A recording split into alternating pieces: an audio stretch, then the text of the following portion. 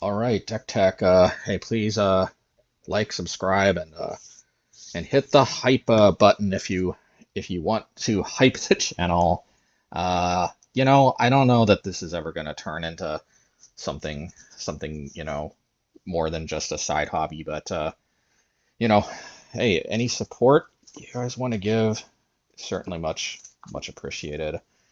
Um, yeah, so let's what are we trying to do this time? Well, this might sound dumb, but honestly, I just kind of want to. I think I've given up on necessarily trying to apply the Mazemind Tome strategy to like every single color, but at least if I can touch on every single color. And I feel like blue is it's a little iffy to play blue by itself. If I were to play a mono blue deck, honestly, I'm kind of looking at mono blue spirits. It looks very Merfolk-esque. I took a look at some mono blue Merfolk decks, and I'm really sorry, guys, but like it just they don't look good to me.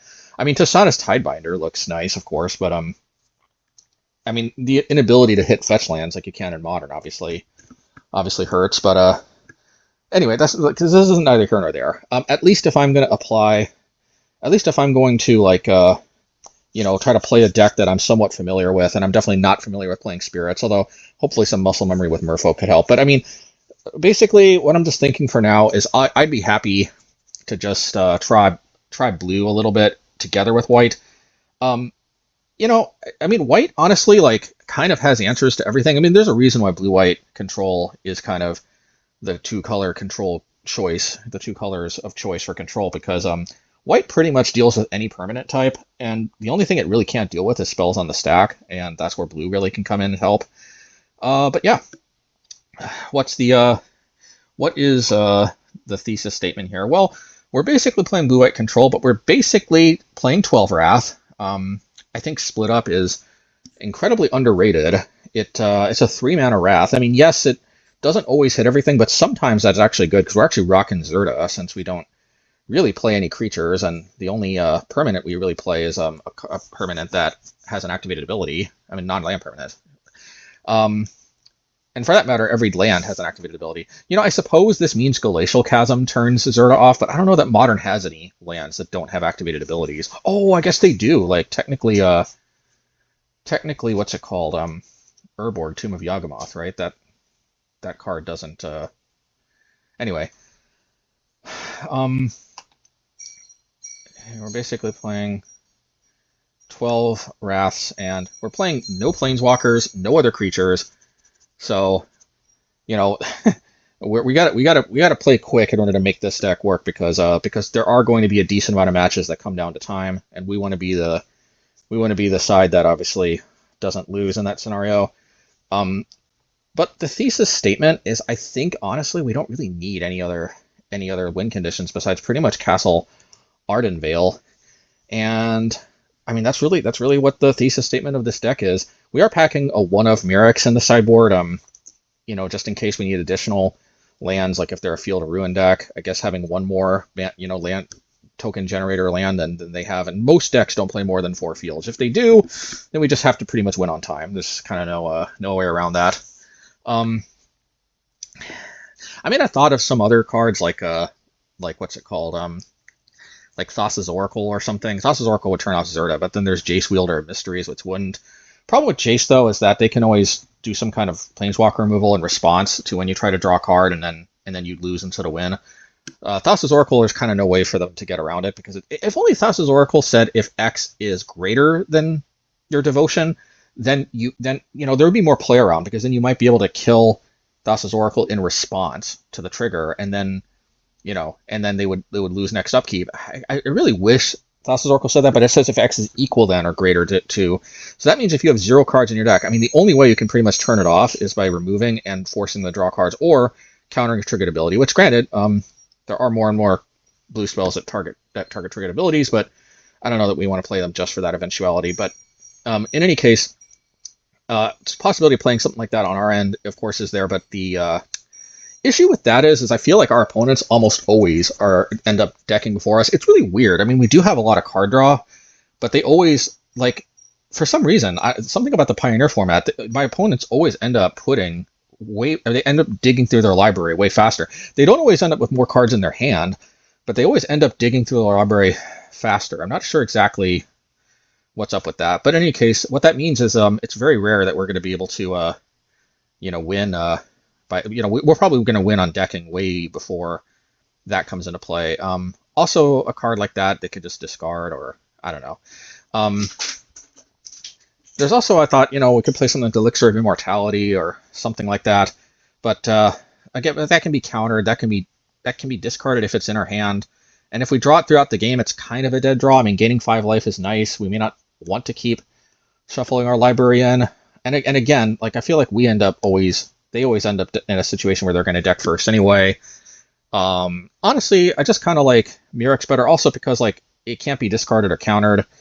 The only card that pretty much deals with it is Field of Ruin, which not even everybody's packing in the first place. I don't know. Like pretty much we got one flex sideboard slot, and that's kind of where we're at there. But the thesis statement is white just has answers to almost every permanent type.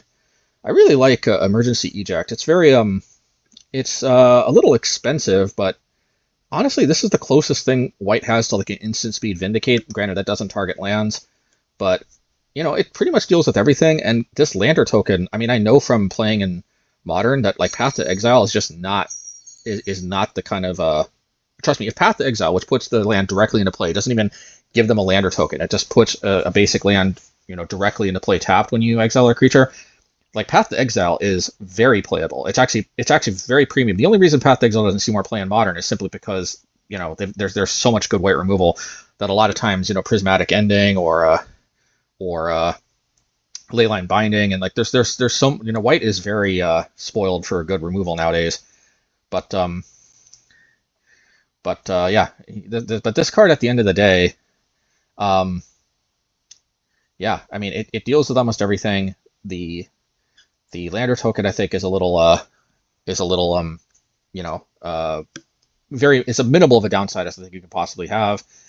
I wonder why white can't just have 3 mana destroy target non-land permanent. I wonder why that's so taboo. But in any case, until that happens, which I'm sure eventually they'll power creep that in, I think this is the least disadvantageous kind of card that we can play to deal with anything in white. It is kind of nice that March can be cheaper if we need it to be, and it can also hit man lands.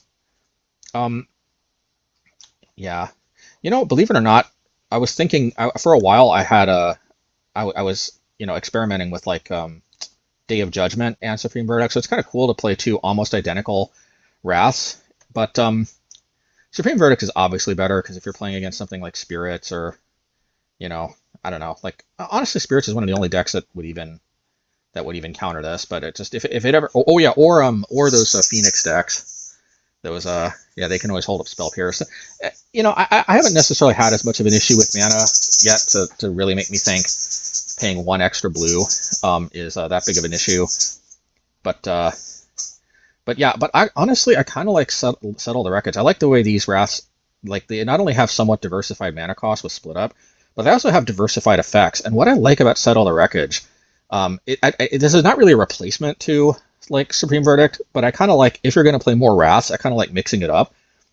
This card can be a lot better against those red aggro decks because they play so many hasted creatures. This can effectively save you more life by scooping those up. Now, if they get wise to it, they might hold back some attackers, but sometimes you don't have Settle and they actually hold back attackers, which also saves you life. And now, I mean, it's kind of interesting how that will play out. I have to imagine it's a more downside than it is upside that they have to be attacking. I mean, obviously, if this card just said exile all creatures instant speed, it'd be kind of broken. I don't know if it'd be broken per se, but it would be. I mean, it still has this basic land effect, but most decks don't play that many basic lands, so it's not as much of a downside as you might think. In any case, the exile can be really relevant. This can be very good against Phoenix. And also man lands. This deck can actually be a little soft to man lands because we only play 4 Field of Ruins.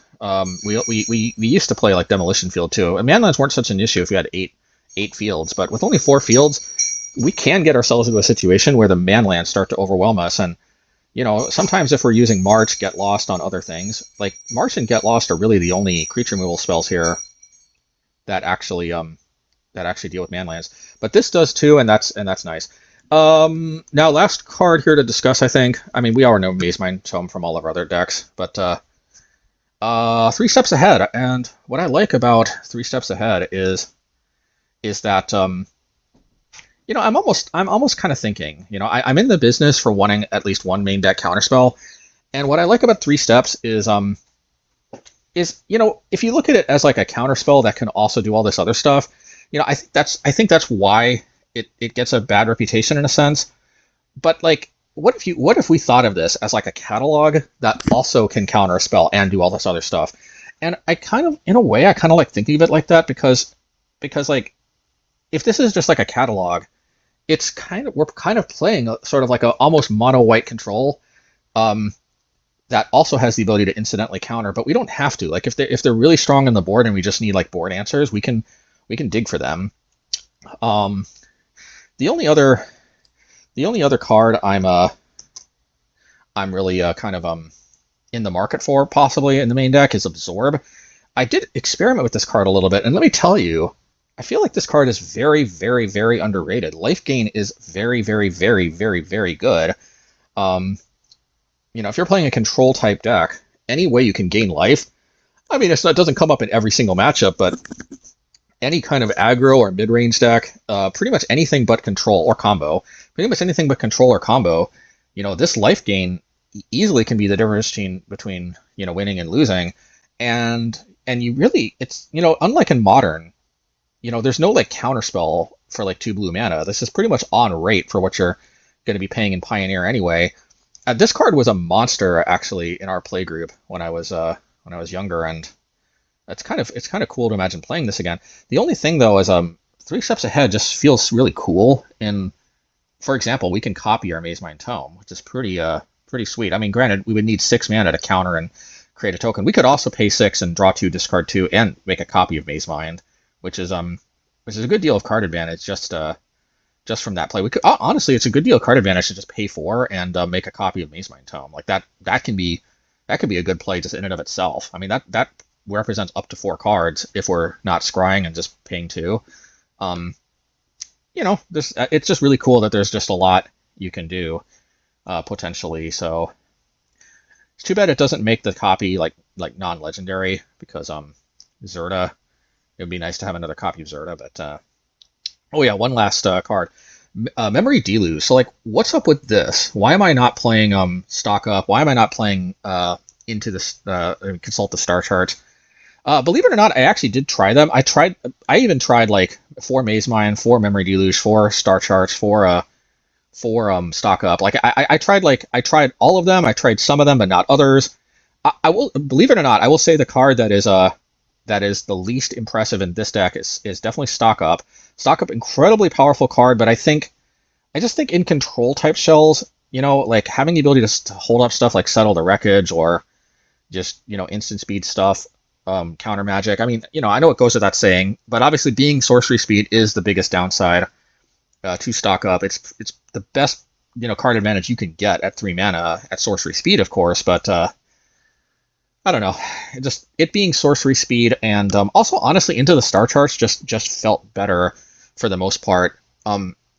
Like basically from turn 5 onward, it pretty much is better because you can play it at instant speed, and you can also after turn 5 it digs deeper than Stock Up. And a lot of times, like like when we're like on turn 8 or something and we're digging 8 cards deep, it honestly feels better a lot of times to play into the Consult the Star Charts, even for just 2 mana instead of all 4, than Stock Up, because sometimes like we would really rather dig deeper than we would put an extra card in our hand. And Into the Star Charts also, Consult the Star Charts also gives us the option to just put another card into our hand as a kicker. I did like Star Charts. Don't get me wrong. I did like it. I think the biggest issue I had with it though is it's really weird, but it didn't necessarily generate enough card advantage to kind of keep me ahead the whole game like you would think. I mean, you'd think between Mazemind Tome and that it would. And don't get me wrong, there's definitely an argument to be made that yeah, I don't know. Like I was thinking about an argument to be made, but basically let's put it this way: Memory Deluge, is the type of card where this card all by itself pretty much puts you ahead. It like if you cast it and then if you flash it back, like that alone is kind of and if you cast this for 7, that's kind of on the upper end of I mean, obviously if the game goes long enough, you can even dig like 20 cards deep or whatever. Maybe not 20 cards. I don't usually have 20 lands, but you can even dig like 12 or 15 cards deep or something with consult the star charts. But I mean, digging 7 cards deep, you can't really necessarily ask for uh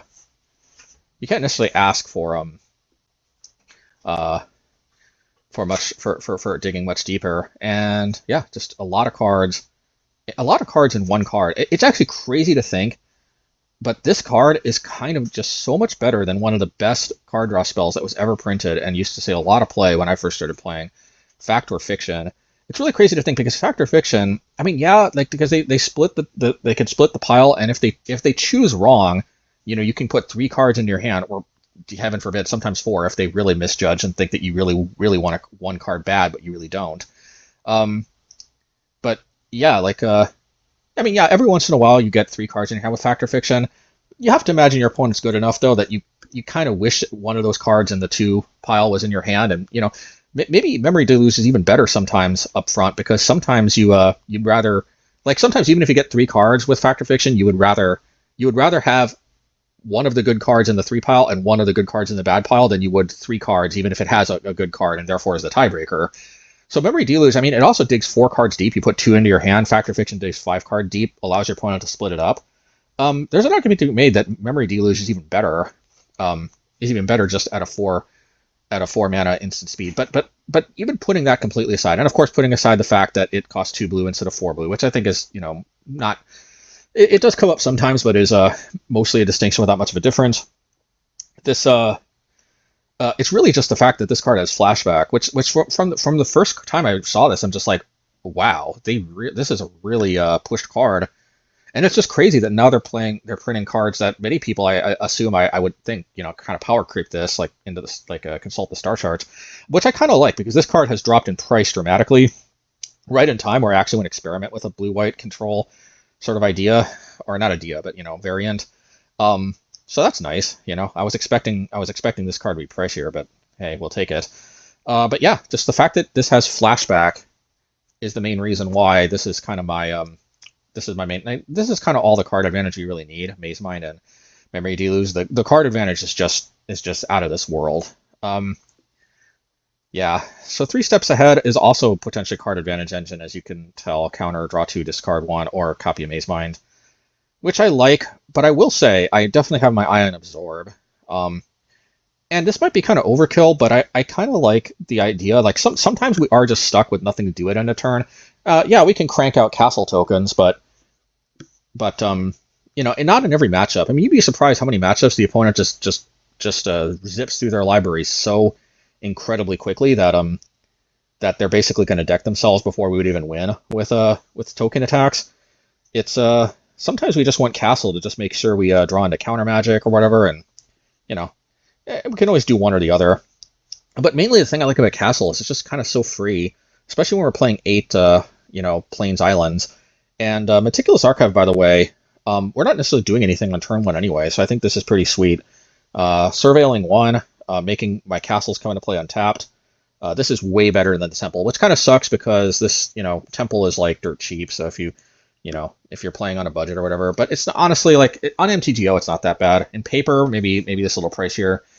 It improves the deck enormously though. But yeah, I mean, trust me.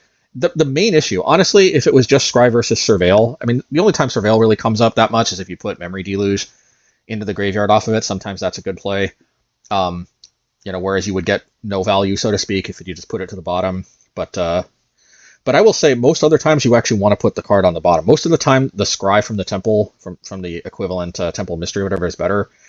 Just because trying to keep ahead from decking like just is a thing that comes up, and also just there's a lot of situations where like you might not want an emergency eject now, but you don't necessarily you don't want to like burn through one of your 4 copies, and Field of Ruin always shuffles it back. So I don't know what to say other than the main reason though why this card is awesome. And you know what? You know what I think a good budget replacement would be if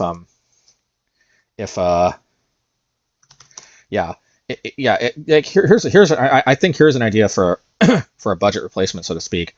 Honestly, this is better because a good amount of time whenever you put something into the graveyard, it's kind of like you're cycling that card for free instead of having to cycle farmland for 2. There are some situations though where you just are really flooded in your hand, and just being able to cycle this from your hand is better.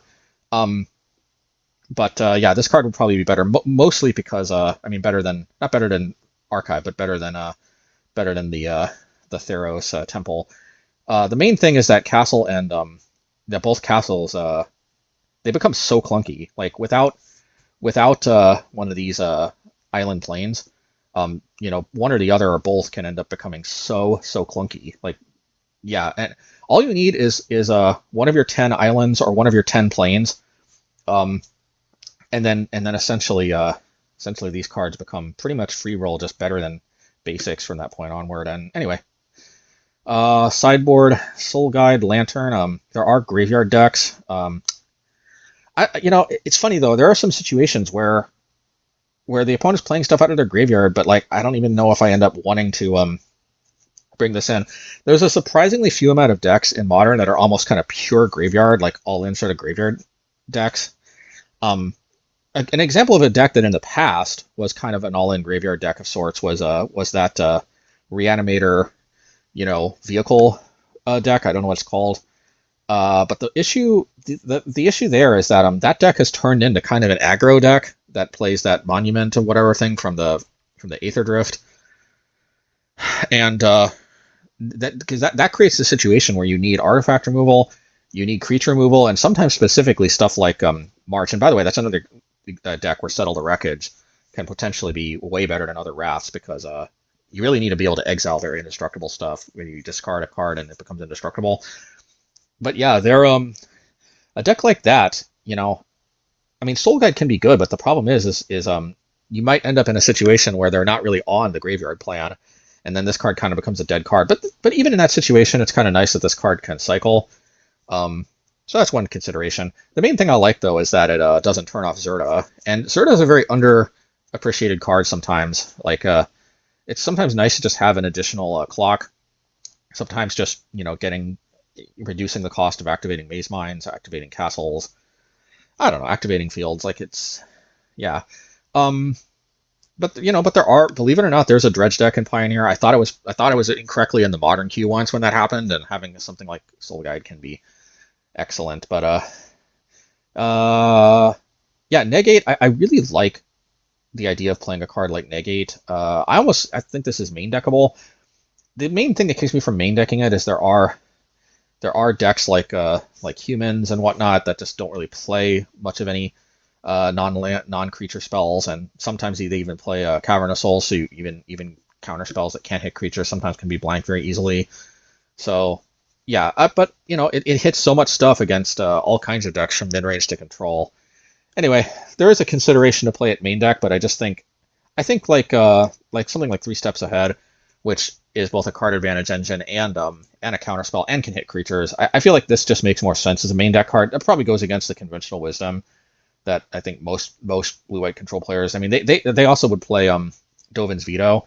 I tried playing Dovin's Veto, but like every single time that like I only have 2 blue, or I have like 1 blue and a Field of Ruin or something like that, and then and they resolve a Annex or a Fable or something like that, where it could have been game changing difference to be able to actually counter that. It just makes me wonder, like the only real matchup where Dovin's Veto really makes a difference is blue-white control, and sometimes like and even then, like the only situation it really comes up is either if they're trying to play like a Teferi and then they want to back it up with a counterspell and they can't if you Dovin's Veto, something like that, or or honestly, like I mean, I guess that's really what it is. I mean, or any type of counter magic. I suppose some blue, black, blue, red decks that play Spell Pierce, what you could do is you could hold up 2 mana and not have to worry about holding up 4 to play around the Spell Pierce. But it's the fact that in every single matchup you'd want Negate in, it's better than Dovin's Veto, except in the control matchups, and even then, it's not always going to be better. Uh, I mean, when Doman's Veto is better, it's really better. But when it's worse, it's like really, really worse. So like, I guess both ways. But anyway, um, I'm playing Negate for now. I just feel like the better mana really counts for a lot. And High Noon is honestly turning into, I think, the best sideboard card in Pioneer in many ways, and one of the premier reasons to be in white at all. This card, there's that ridiculous artifact, Quarry Steel Cutter. It's kind of insane, and honestly, like, yeah, honestly, it's just really cool that High Noon just incidentally shuts it off. And a lot of times the decks that play that, like Phoenix and whatnot, like High Noon, you'd play an effect like High Noon even aside from that. But the fact that it also, kind of bricks a card like that is just huge. Plus it's good against various different combos, obviously. Um, yeah, this is just surprisingly all around an excellent, yeah, an excellent sideboard card. And that's the reason why we're sideboarding a mountain. Yeah, you'd be surprised, but the ability to deal damage with this does come up. Sometimes we draw multiples. And so like sometimes you want to have multiples as insurance in case they deal with or bounce, one of these. But sometimes it does make a difference if you can deal the 5 damage. Mostly it's to a creature, but it is worth noting that this becomes kind of its own win condition if you're you know sometimes this can be its own win condition, at least if your opponent doesn't gain a ton of life, because with 4 of these, like you could just keep dropping these, and then when you got 4 of them, you could like end a turn sack, end a turn sack, end a turn sack, and then on your turn sack sack the last one, and there you go, 20 damage. So it is potentially a win condition if with all 4 of them, which is cool that you just kind of have another win condition potentially, especially in a deck like this that is pretty light on win conditions, if you know what I mean. Anyway, 30-minute deck tech. I think it's time to get into the games. I am not in any way advertising this deck as some kind of breakthrough and something that's going to completely shake up the format, but I will say it's a very similar style of play to my normal sort of mid-range builds that happens to be blue and white, and therefore reaping some of the benefits of playing blue that we wouldn't otherwise. So if you happen to really like how my decks play for whatever reason, and you want a blue-white control deck that's more like that than the traditional one, I guess I'll give this could be in a potential, but let's see how the games go, and I'll see you on the other side. All right, we decided to keep this hand. It has no blue mana, but hopefully we can cash in these fields. Main thing is just hands with Mazemind Tome. Just they actually have a future, and I kind of rate them super highly over decks that don't have these. Hmm. Hmm. Man, I really we got to think about this carefully. Well, maybe I don't know if this is what the deck I think it is. I don't realistically. Yeah. Okay, I was a little bit worried about a braid. So probably Treasure Cruise, right?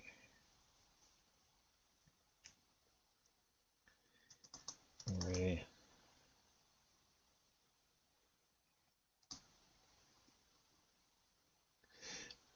Maybe main deck Settle the Wreckage helps. That's a good sign that they're playing that.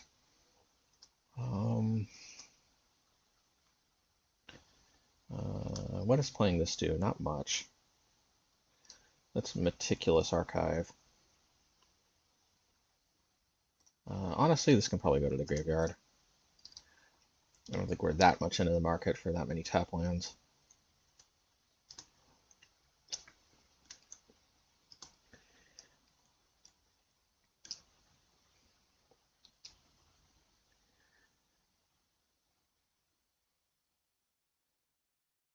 Quarry Steel Cutter.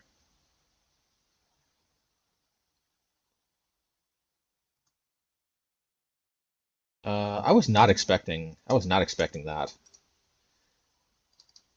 That's so weird. I really should have obviously drawn a card in response. Um,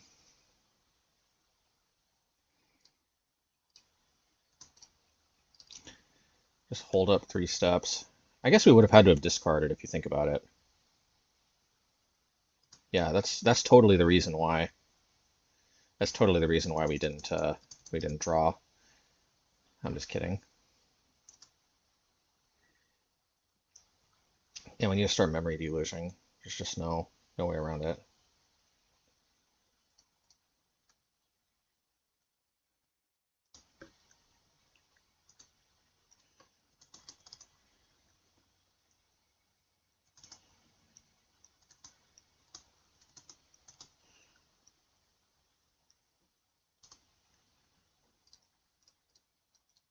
All right.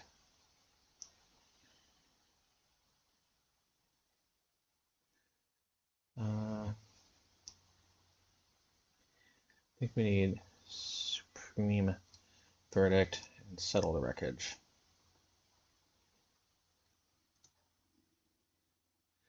I don't know that we need to fire these off just yet, though.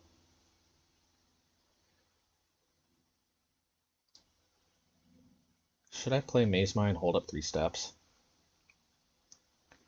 There is some consideration, isn't there?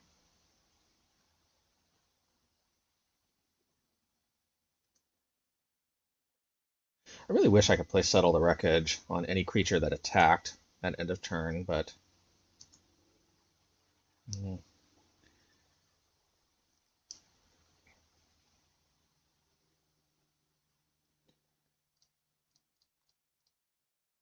it's actually kind of tricky.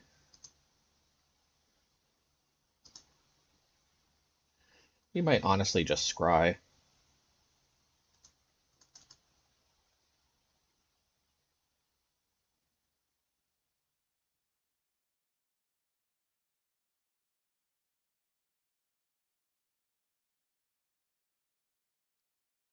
Well, we are going to try to counter this.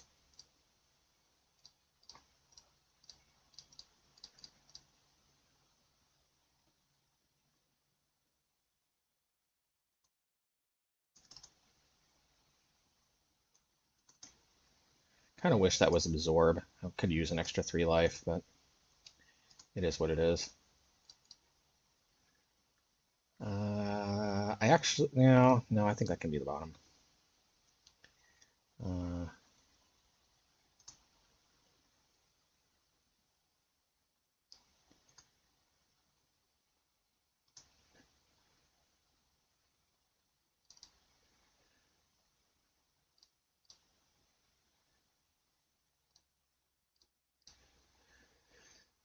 yeah, let's hit that.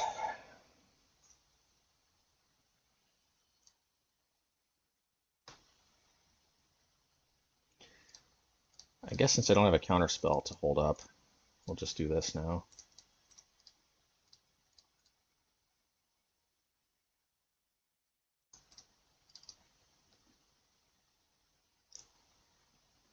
Alrighty.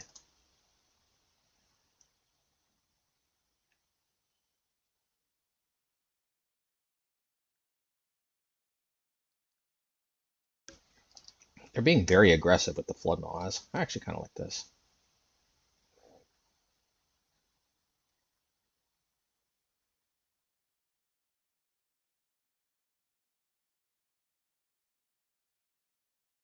Wow, they actually ran out of cards. This is very unusual.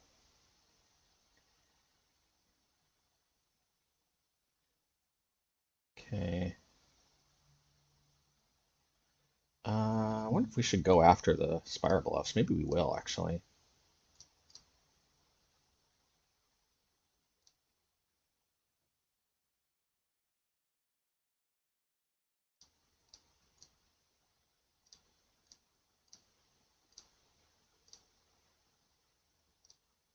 I kind of tapped my mana wrong. Should have been the other way around. Hopefully we don't draw.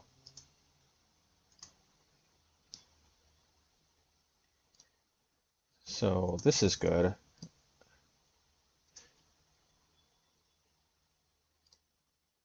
Maybe this was better than 3 steps ahead, which we had just realized we shuffled. Well, it wasn't my intention to shuffle 3 steps ahead away. As long as they don't draw Treasure Cruise, I think. Okay.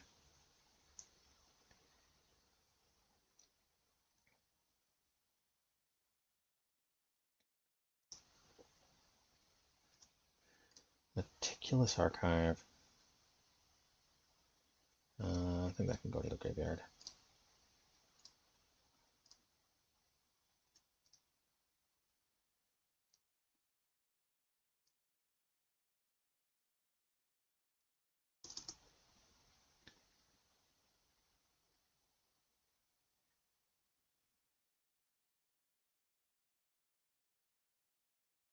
I think the reward is very high if I can counter this.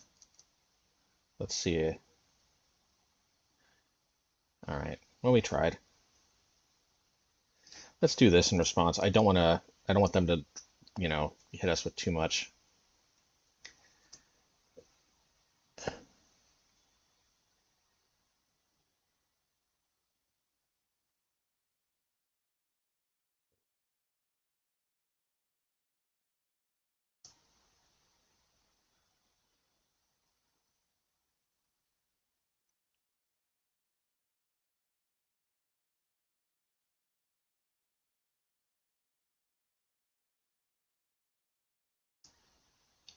Okay.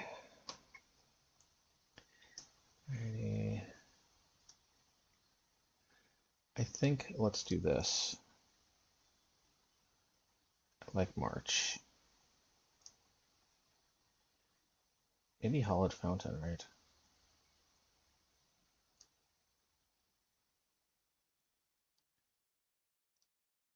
I don't like taking more damage, but I think it's worth it.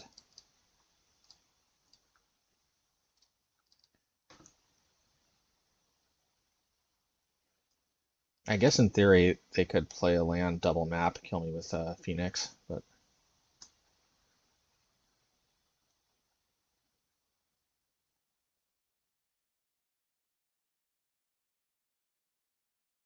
I can get lost. I can get that lost.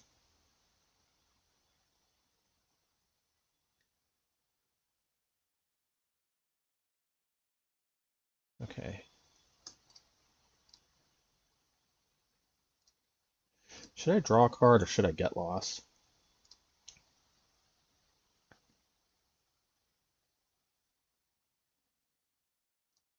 I'll draw a card.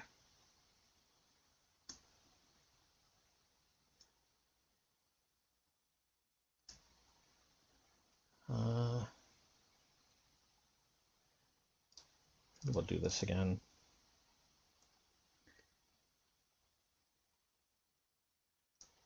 March and 3 steps.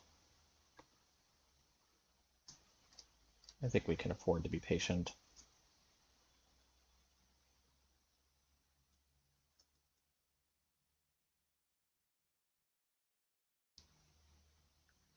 We'll let the first one resolve, see what happens.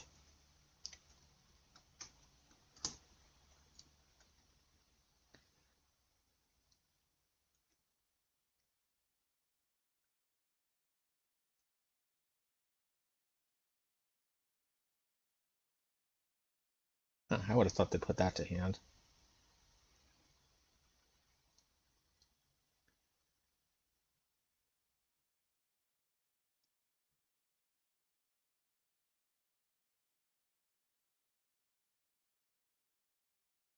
Honestly, we might just settle the wreckage. Oh, I think this is going to be a good. I think they need to play one more. I don't think Phoenix is coming back unless they play at least one more. Okay.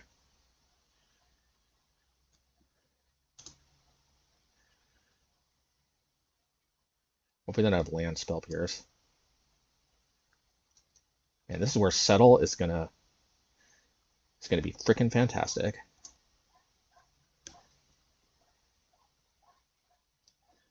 Let's settle the wreckage, settle the score. I don't know what you call it.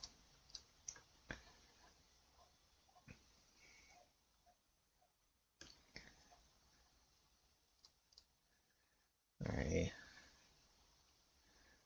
Bottom.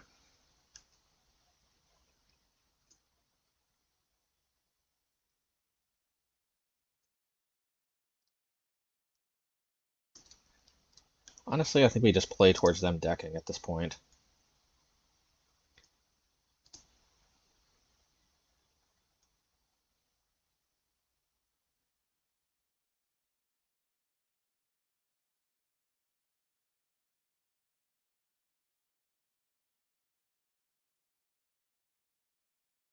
Alright, that's fine.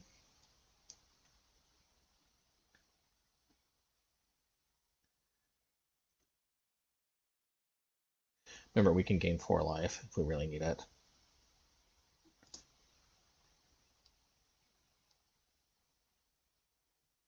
Why isn't it equipped?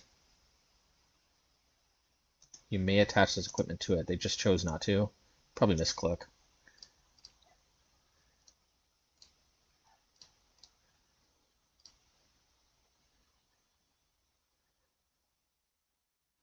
All right, we'll take it. We'll take this victory here.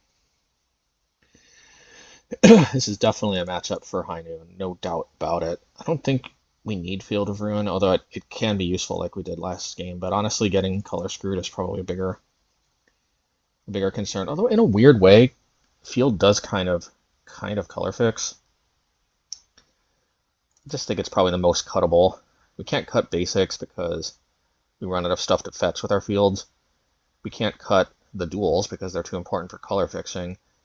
I suppose we could cut a castle, but then I'm just worried we won't have the double white to play like a vital sweeper. And double blue, obviously cutting that means we can't play 3 steps ahead. I do think negate countering the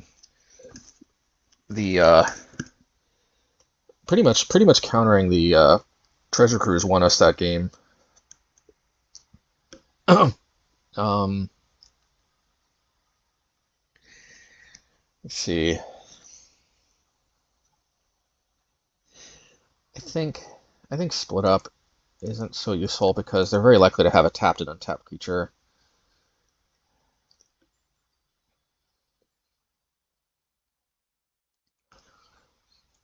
I wonder, Get Lost. It's an effusive answer to artist talent, but and honestly, artist's talent just kind of goes nuts. But they always seem to have more copies of it. Soul Guide Lantern might be better anyway. But all this really does is well, anyway. So first of all, we got to cut something. Emergency Eject, very inefficient in this matchup, but it hits everything except for their Hall of the Storm Giants.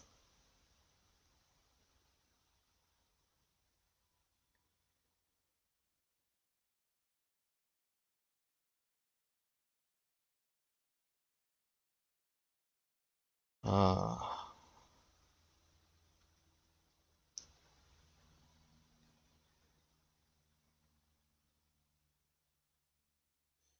let's get rid of Get Lost. But now Soul Guide or Supreme Verdict, that is the question.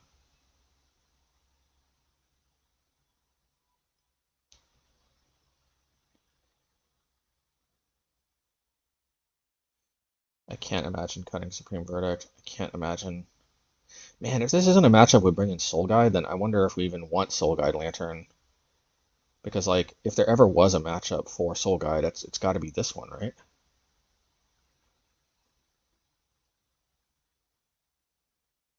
Well, I can't. I gotta at least lock in some kind of. All right. Well, weird. We couldn't figure out a cut for.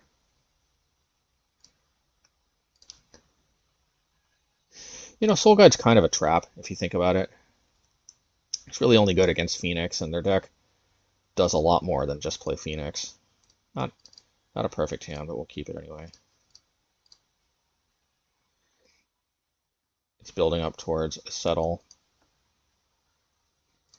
Oh, now it's got a High Noon. If this High Noon sticks, I think we're in really good shape.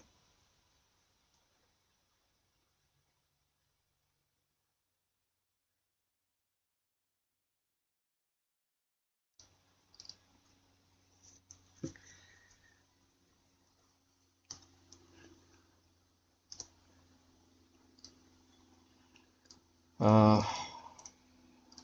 it's just the problem is it's at risk of not doing enough if we don't play it early, and then a null was gonna snag it.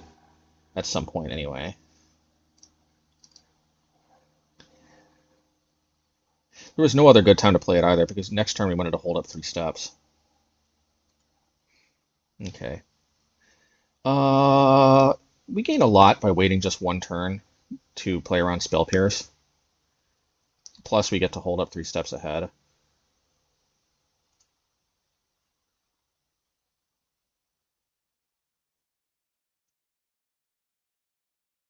What did they put to their hand? Okay.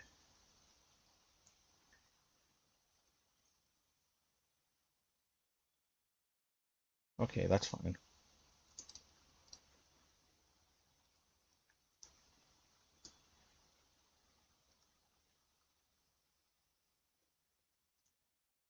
I'm wondering if we should, this might be wrong, but I'm thinking let's wait 1 more turn. Because we could still play around Spell Pierce, but we also have the option to play High Noon, hold up 3 steps. Guess they got to be considerate. That's the only card they can pick.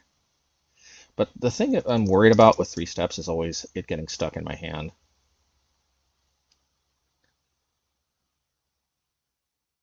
Not too worried about that. And it's not like countering that does much anyway.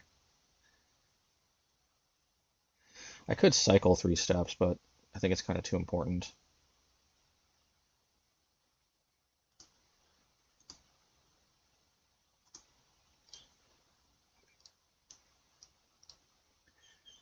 See if they... Oh, okay. Can't play another one anyway, just because of the nature of this. They might Flood Maw end of turn, but... Okay. Yeah, suddenly things become much more manageable when they can only play 1 spell each turn.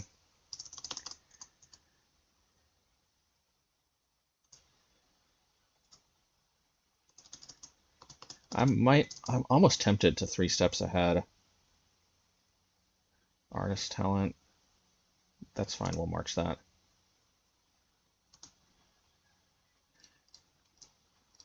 I think we can be patient. I am seriously wondering if 3 steps should just be absorb. But honestly, we don't really have much card advantage without this now, so we might just want to play this. I don't want to play right into Spell Pierce. I don't know what else to do.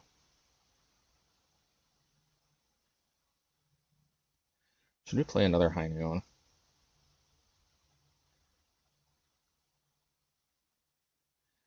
Honestly, probably so. We're just kind of we're just kind of waiting for another mana, and I think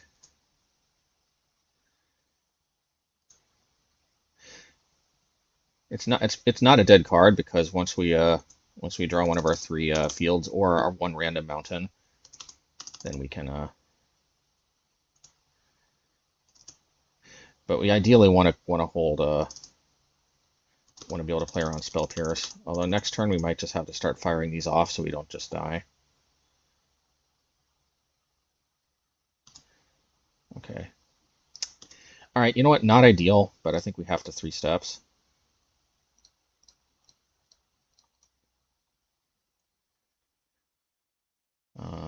This is not the land I was hoping for. But you know what? Supreme Verdict actually works because they won't be able to get this out of their graveyard if they can't cast more than 1 spell. Obviously, this leaves us vulnerable to not being able to counter, but I'd rather be vulnerable to not being able to counter than... Do they have double Flood Maw? They do not.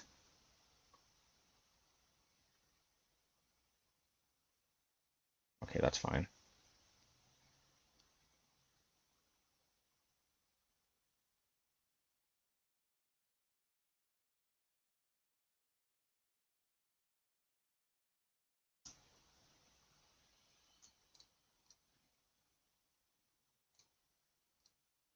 Hopefully they play another one so we can settle into it.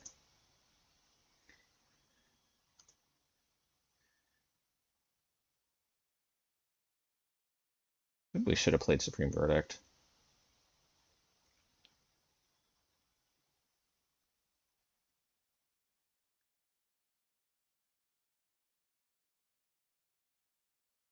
We could play emergency eject too.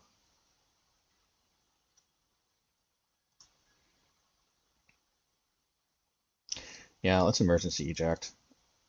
It sucks, but I just really want to play around Spell Pierce, and I should have Supreme Verdict it. But this also allows me to hold up Negate. Which, as it turns out, if there ever was a time to hold up Negate, and by the way, oh, I can't counter it. Actually, never mind. I can't counter it, because I guess I should have played Settle the Wreckage, although playing around Spell Pierce still might have had its advantages.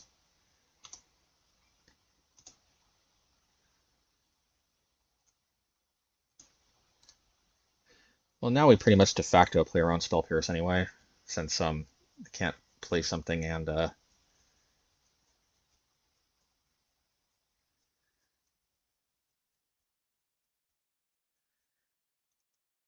we could have negated, but I'd rather hold up a Settle. I'd rather not.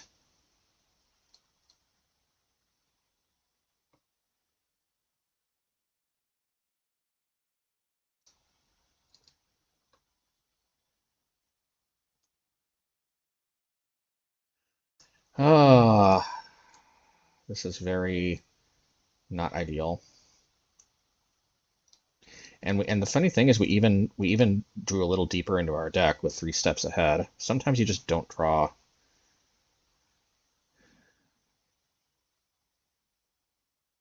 Yeah, maybe they got us. If they got another Phoenix, then they probably got us. Okay.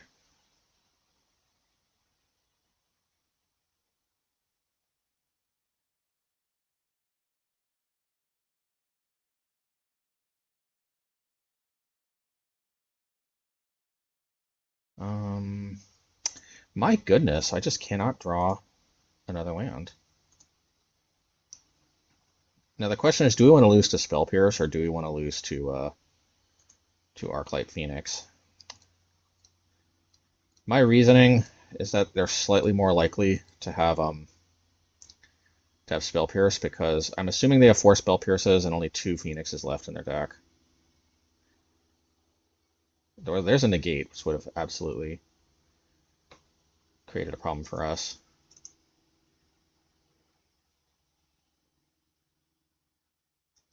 Okay, much better than Arclight Phoenix, I'll tell you that much for sure.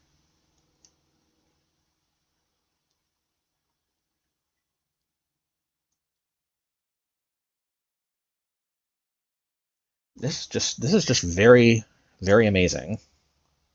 Very amazing. Um,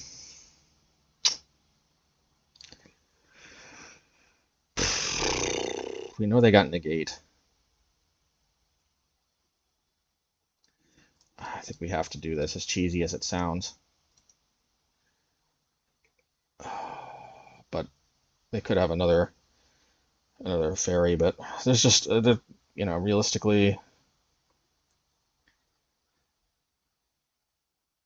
realistically there just really wasn't any good options here. Like taking a hit from that, I guess we could have end of turn deluged, but then we only had 2 mana untapped. We just have to hope to dodge one more. Okay, a Treasure Cruise we can deal with. And it does look like a Treasure Cruise. That's actually not as bad as it seems.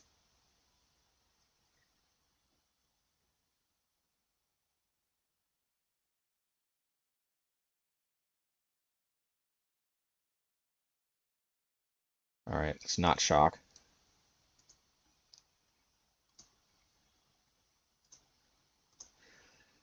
Now, Settle the Wreckage is effectively...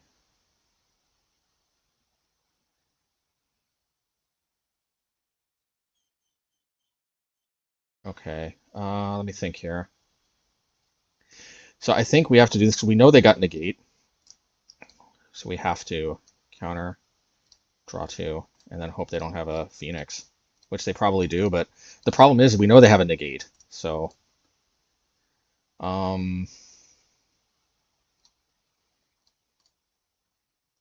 all play land? We did. Okay. We just have to hope they don't have a Phoenix because the thing that, yeah, because we did not counter that, then they obviously negate our settle, and even if we had enough mana, which we wouldn't have, Oh, we'll take it. We'll take it.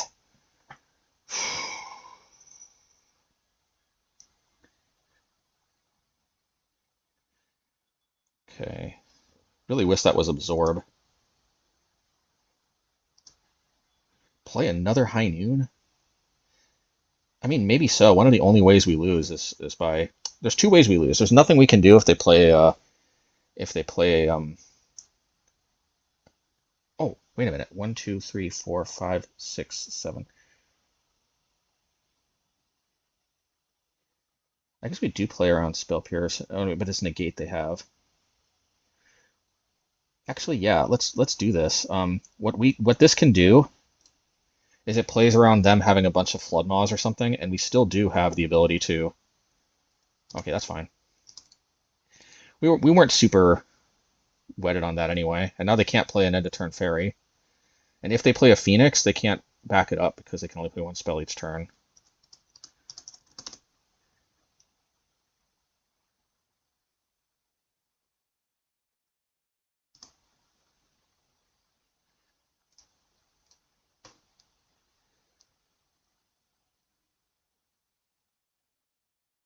Can't play another spell, dude.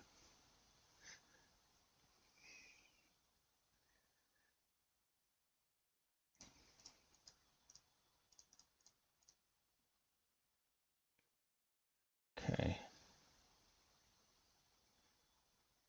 Emergency.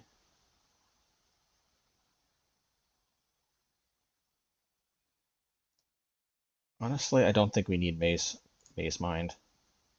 Famous last words. I mean, we got two Memory Deluges, so I think we're good as far as card advantage. Now the life gain for Mazemind, plus we do another one. The life gain obviously would be very nice. So what we actually might do is we might play this because then we can both emergency and march. Yeah, let's do this.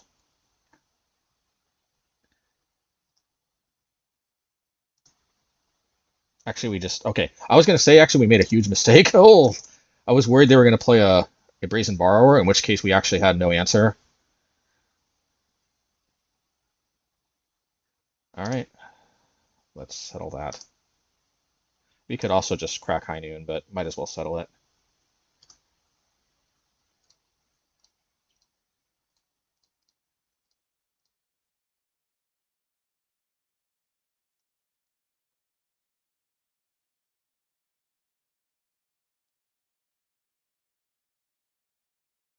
I'm a little concerned that they have a Thassa's Oracle or something.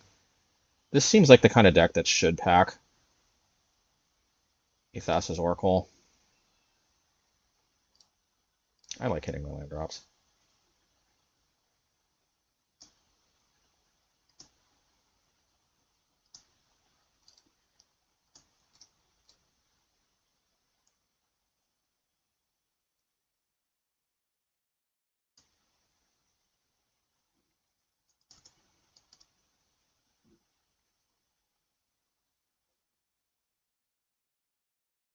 Yep, that's fine.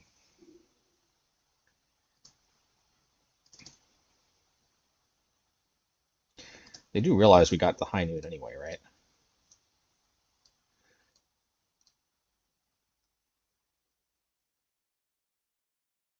We're not going to crack field. We need that if they have a. Oh, right, we did it. Okay. I think this hand is a keep.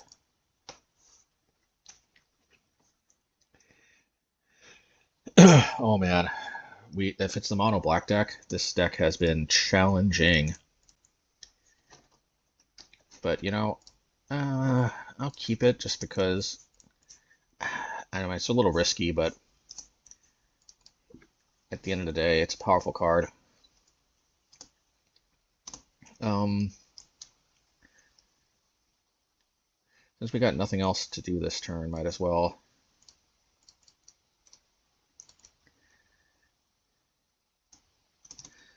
Alrighty.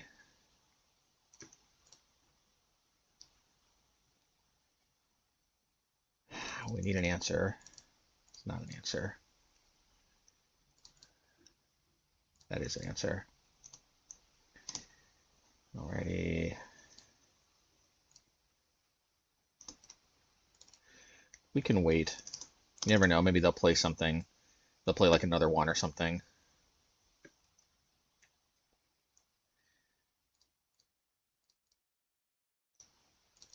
They forced our hand. We got to deal with it. Now, if they have another one, it kind of sucks that they have Thoughtseize. Otherwise, we could have countered and the next turn dealt with that. But hey, it is what it is.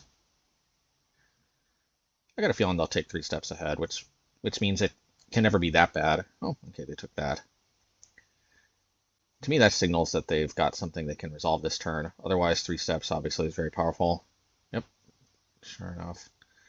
I want another answer. Bottom. Oh, I got another answer.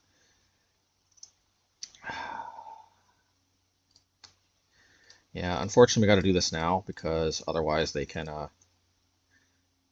make a token and we can't deal with the card advantage.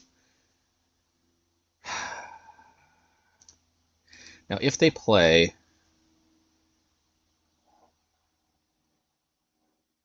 okay, that's let's see. The thing I like about 3 steps ahead is that if we can't counter, we can always just use it as a catalog. We can even copy our Mazemind Tome actually, which we actually might want to do that.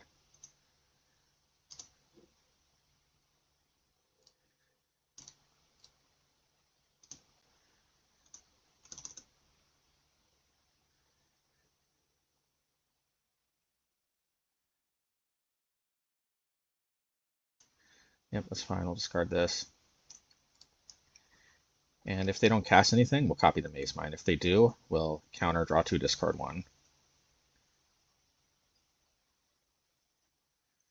Well, I don't think I'm going to get any more value than this, although I would have liked to copy my Mazemind, but hey, well, this is still solid.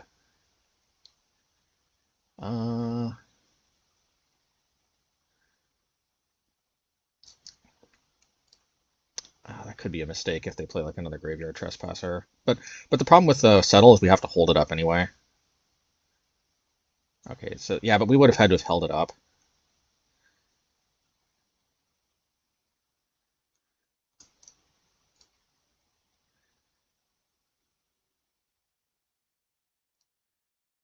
Arch Enemy's Charm is good. It's like every single one of their cards is card advantage, but here's what we're going to do. We can wait.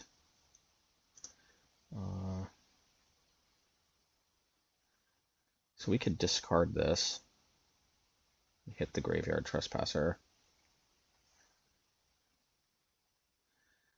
We could also hit the Mutavault. Well, first things first, we have to shuffle away their Arch Enemy's Charm. There's just no universe in which we can allow them to draw this, so that's shuffled. And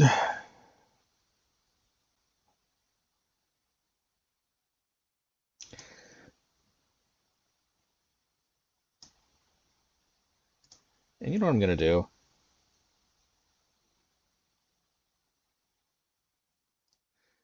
I'm going to actually put Zerta to hand, and I'm going to discard Zerta.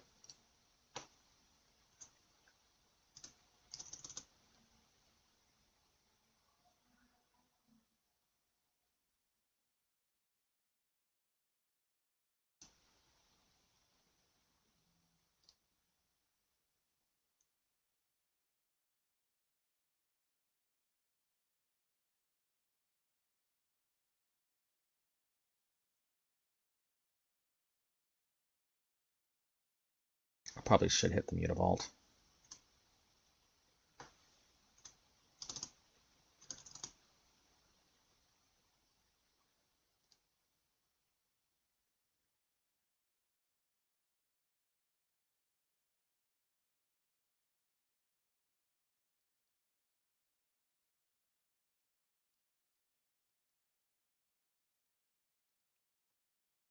I want to pull ahead on time if possible, but it might be difficult. Okay. Um, let's see if we can draw a answer to Liliana. If so, we think we want that. All right. Well, Liliana will just have to do its worst. Honestly, it might just tick up. But if it does, it gives us one more chance to remove it. I'd probably just fire it off if I were them. It's pretty powerful to deal with half our lands. But it's not it's not the end of the game though for us. It's very high risk, high reward for them to uptick.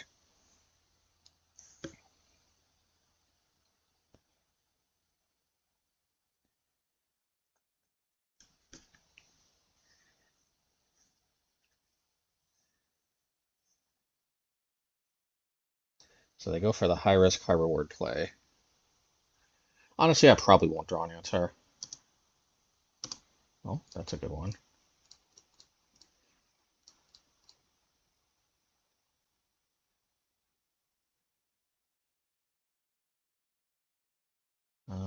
Get lost, yeah. Get lost and get lost, I think. Yes, it's going to hit the memory deluge, which sucks, but at least we're still in the game. I hate the way they're ahead on the clock. We're probably just going to hit auto yield and maybe at least gain some advantage through.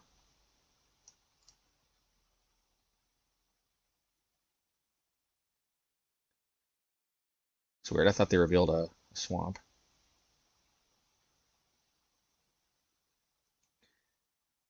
All right, hopefully we get a sweeper. Otherwise, we'll have to use Get Lost on the Shieldred. No, I wanted a sweeper. Well, that's a sweeper, but I think we die, so we have to hit Shieldred. Let's hit it after combat.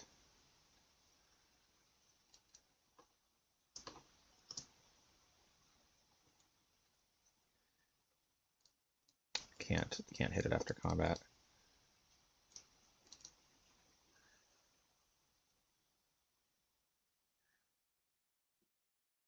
Now, if they hit 2 non-lands, I think they might be able. Yeah, they got 2 cards in the graveyard, so okay. I guess this is probably GG. Yeah, I think we can just get rid of the 2 graveyards.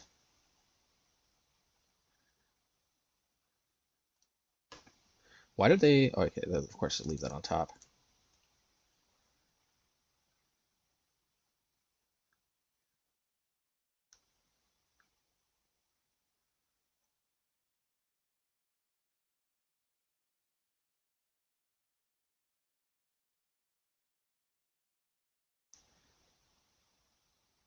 I might just be making peace with the fact that this is a matchup we might just not be able to win.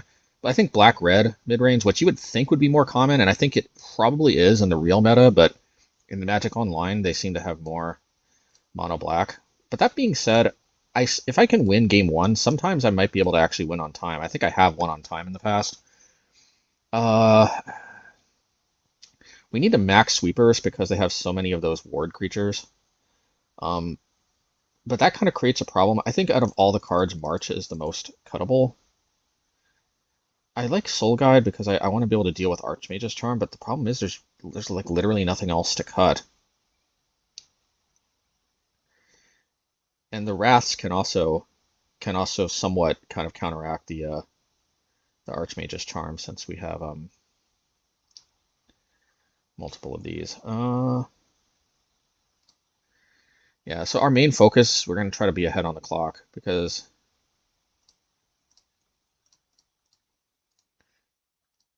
I probably should have thought more about that, but time to think is not exactly a luxury in this matchup. Yeah, plus on top of that, Duress and Thoughtseize kind of incentivize me to keep a wider variety of hands. On the other hand, if I just don't draw lands, then this hand doesn't do anything. I think it's turn 3 that we have to hold up. Counter magic more. I hate putting that to the graveyard, but we got to hit our land drops. That was probably a mistake. Probably should have thought about that a little more. Oh, there goes my other negate, I'm sure. Okay. Oh, wow, discard is annoying. Oh, well, good thing I drew that when I did. Very important to refill my hand. Hopefully they don't just play Annex. Oh, okay. That's actually not as bad.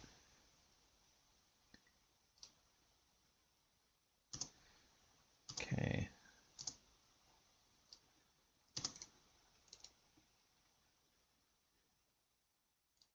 Let's hit this before they can activate it.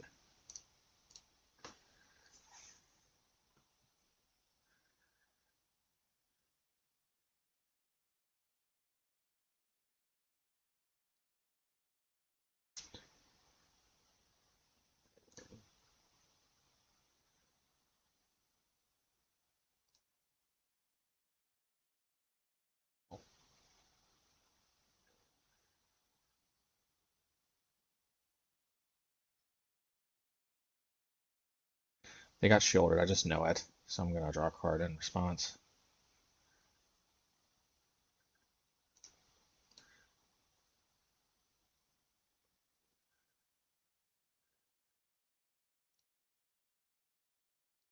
Yeah, these castles are kind of terrifying too for us.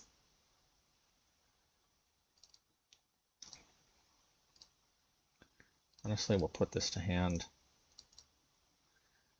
We'll probably discard the split up.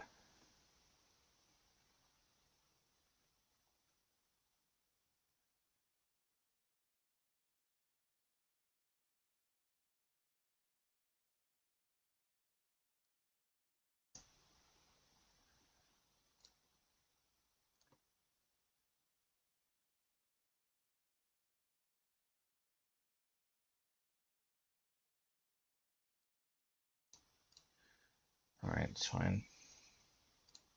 Well, it's not fine at all, but not anything we can do about it. Okay, to deal with the Liliana or to deal with the archive? Honestly, I think we're gonna deal with the unholy.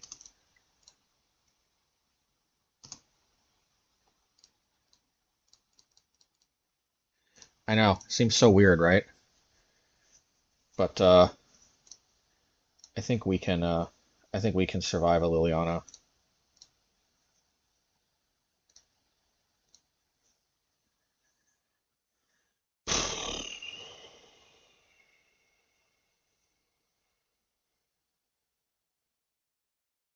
We were taking the 4 lands, obviously.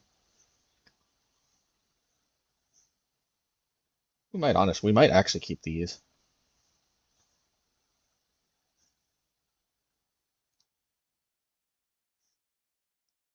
It was, we did get rid of the Liliana. That is worth noting. We got to believe in the power of the top deck now.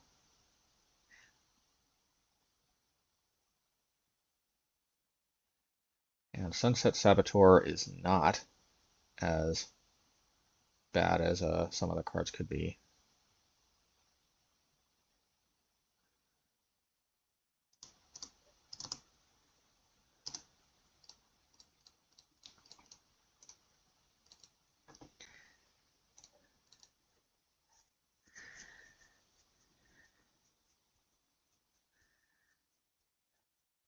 I'm probably going to draw a card.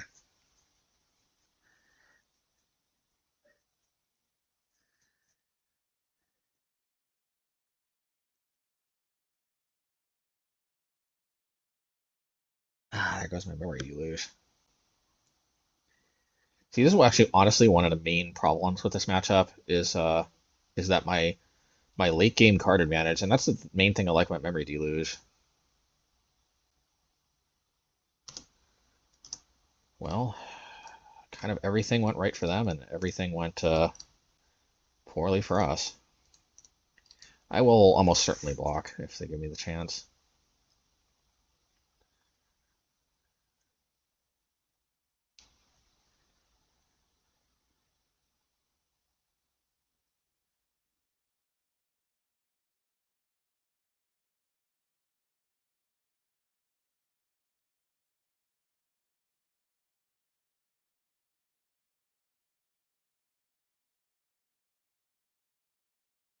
Alright, hopefully draw one of our other mini wraths, but ideally not split up. Oy vey. I don't want to discard this land. I just really don't. I'm going to try to use Castle Vantress.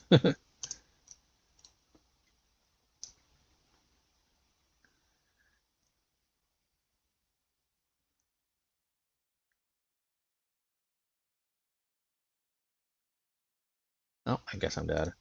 Well, I guess technically I can block with a castle token, but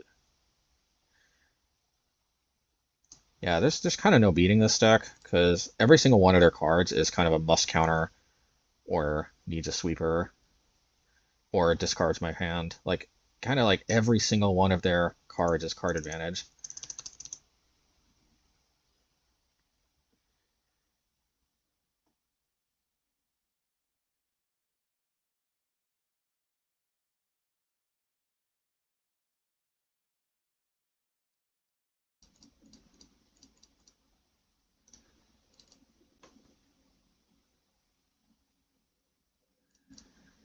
All right, I guess if we draw a sweeper, we prolong the inevitable.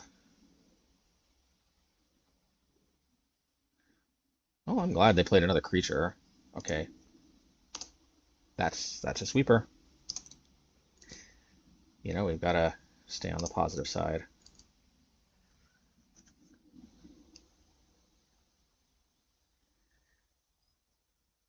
I wouldn't have played the Cecil if I were them. I mean, like, one of the only ways we get back in the game is drawing a sweeper, but it doesn't matter. It ends up not mattering, but, you know, just never know.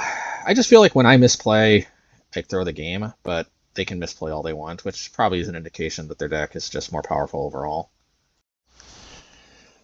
All right, this hand kind of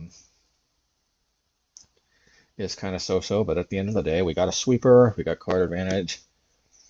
I think we're in business to do something. Hopefully, don't run into the mono black deck again. But I do kind of wonder how the mono black deck does against like mono red aggro and such. Black does have life gain options, but mono red, like I feel like I guess they do have sweepers and such, but I don't know. I'm very interested to know. Okay, I guess speak of mono red, and mono red appears. I feel like two blue is more bluffy than not two blue. Should we just exile the Kamino? No, if it's Heartfire Hero, I think we wanna march it.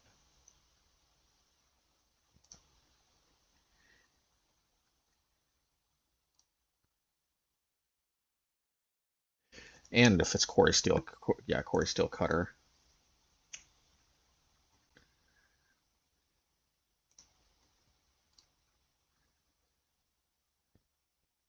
Well, that was the main thing we were worried about. So this gets pumped when it didn't need to. But if they played Core Steel Cutter, we we would have had to hold this up. Uh, we're still gonna hold this up.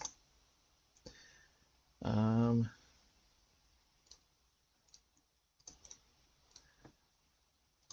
we're gonna try to get value out of the Supreme Verdict. Could be greedy, but if they pump, we might play Get Lost or something in response. Otherwise, we'll tank 5 and then hope to.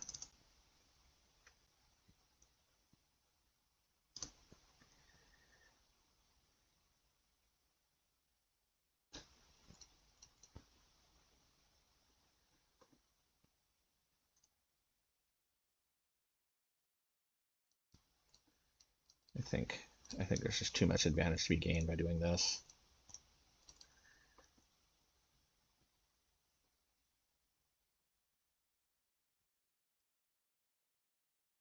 Hopefully it's not another Kamino. Okay. Kamino is a little challenging to deal with.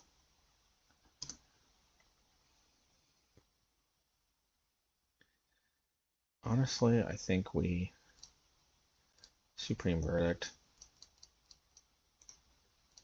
it sucks because we didn't get card advantage, but we need get lost for instant speed interaction. This is where I really want absorb.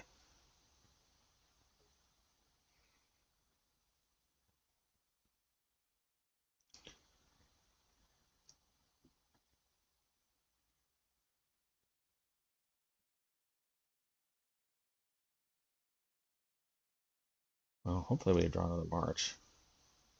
Man, unfortunately that one doesn't do it.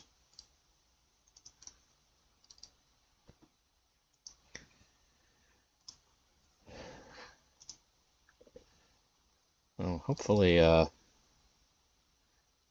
High Noon makes a difference in this matchup.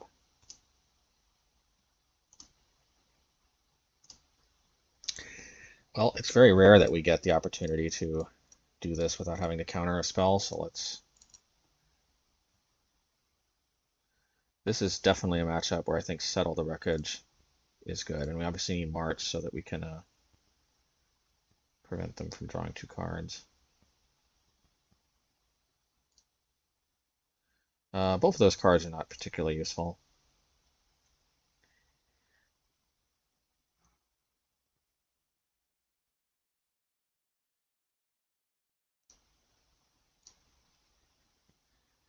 Alrighty.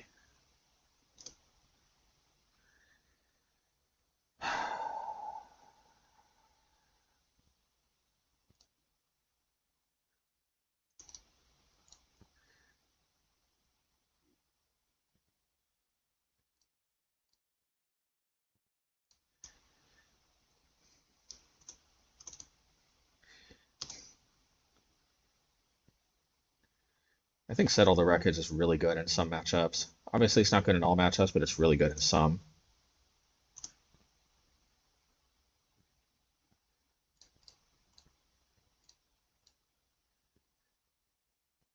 You get Plains.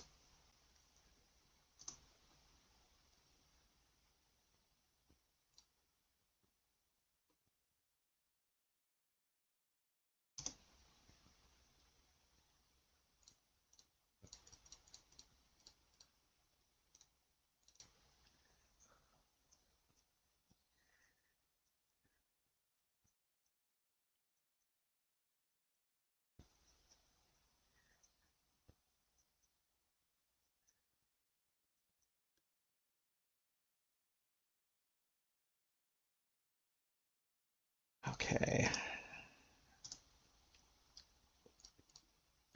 Let's try to deal with this now, or forever hold our peace. Now, let's not forget about Zerta. I haven't forgotten about Zerta, but the problem is I can't take stray damage from hasters. Not in a deck like this. Yeah, and I think this is an easy get lost. It's got to be get lost because if they draw another Quarry Steel, we need the. It's important to keep track of which, exile effects, which removal spells. Okay, we definitely want to Memory Deluge it. Alrighty.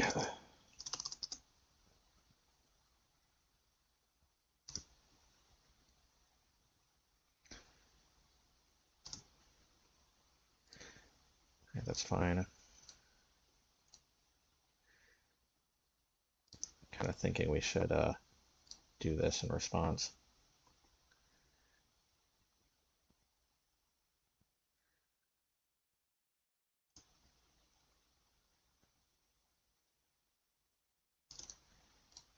We could create a token, but I think Castle is better.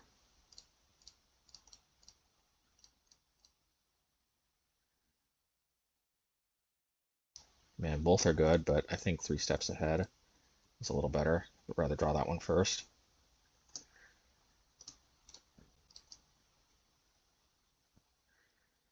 Alrighty.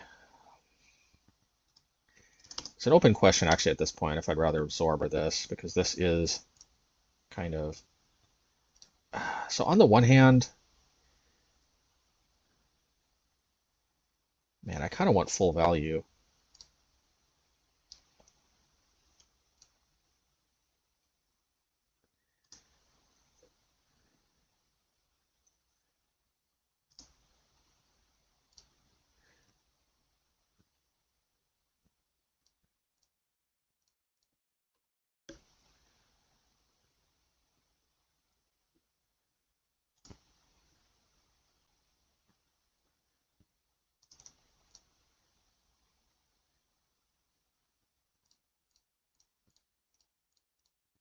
You know what, let's create a token actually, because we want it, we know the top card of our library and we like it.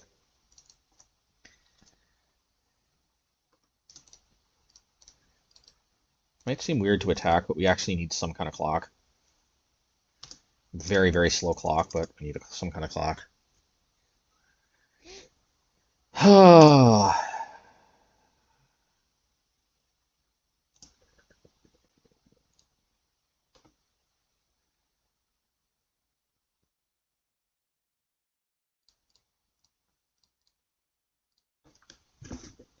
I'm a little bit worried that they got that Sunspine Lynx or whatever it's called.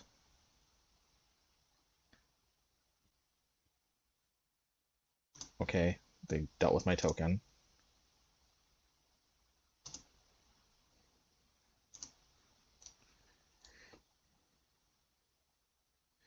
I actually think I need the token. I really just need some kind of clock, any clock.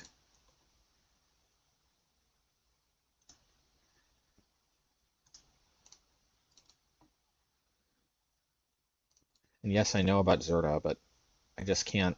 Like, I'd much rather, if they don't do anything, I'd much rather just get off my deluge. That's fine.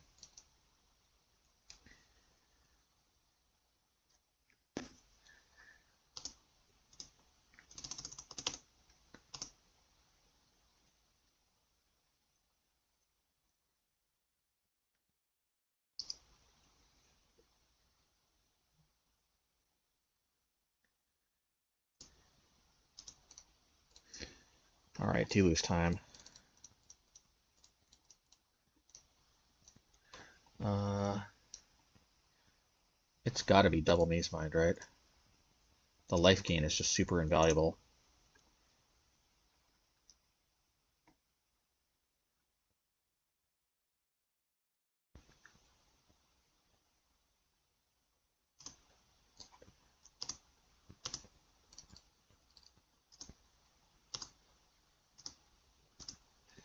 So, believe it or not, we're only going to play one Mazemind. The reason why is that countering and copying my Mazemind is much more powerful than copying drawing two. How greedy do we want to be? Just how greedy? Just how greedy? Ultimately, we could just die if we don't play this very carefully.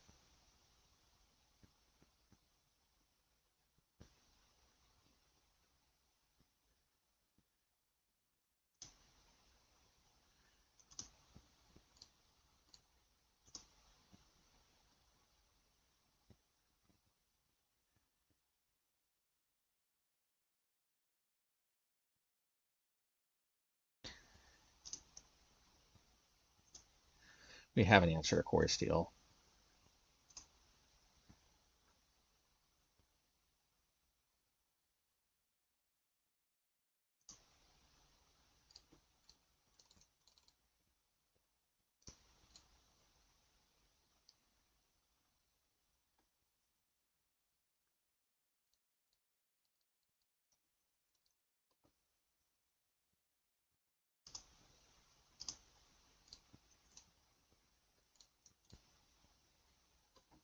Uh,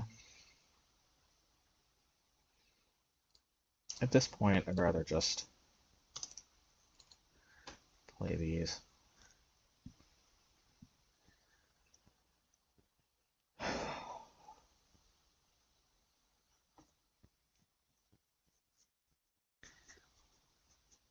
Yeah, at this point, we've got plenty of card advantage, so I'm inclined to just 3 steps ahead as a regular counterspell.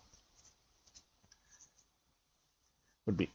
I kind of wonder. Maybe I do want this to be absorbed, but I need more card advantage though. I don't have that many sources of card advantage.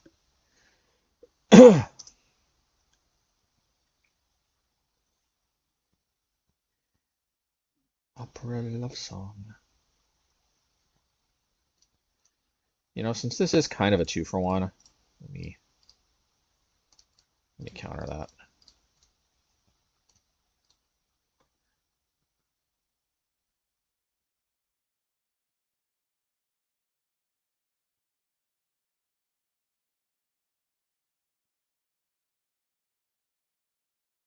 All right, let's definitely do this. bottom, or yeah, top. I think now is probably where he put Zerta to hand.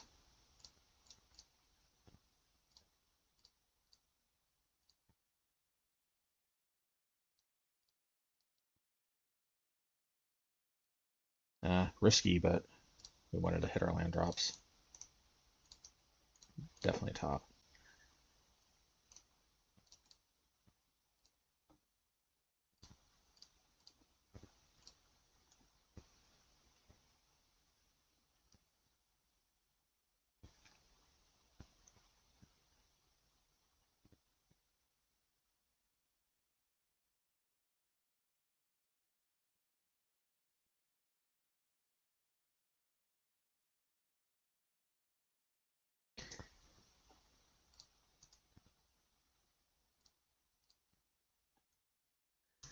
Okay.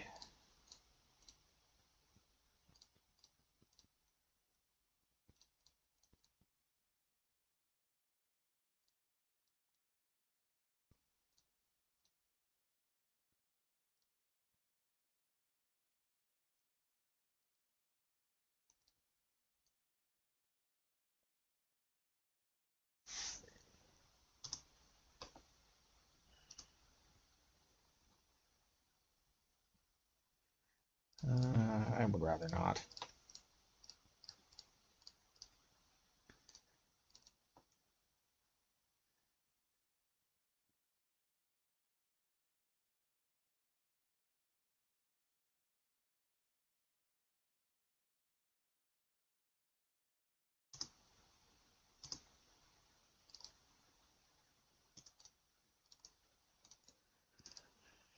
Alrighty.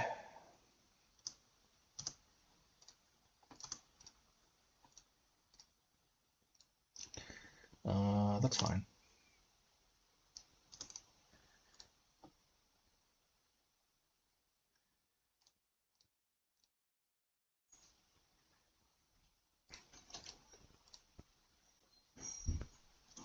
Okay.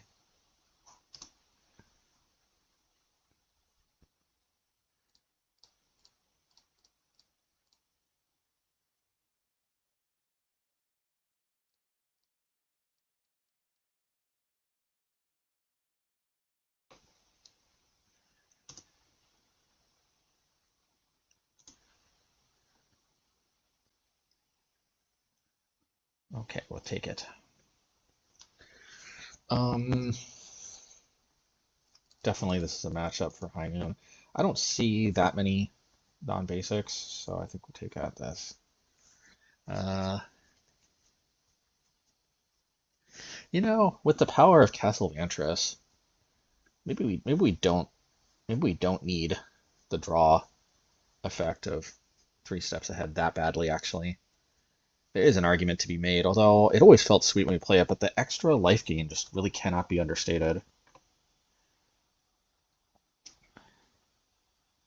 I do just kind of like negate better than Dovin's Veto. I know Dovin's Veto is what the blue-white players all prefer, but I mean, it's weird though because they play Field of Ruin too. I think they just play more total lands than us, but I don't know because it just feels like negate is more likely to be better in a wider variety of matchups just because of the easier color. Like I can cast it off of 2 blue, I can cast it off of blue in Field of Ruin, cast it off of blue in the random mountain. Let's see here.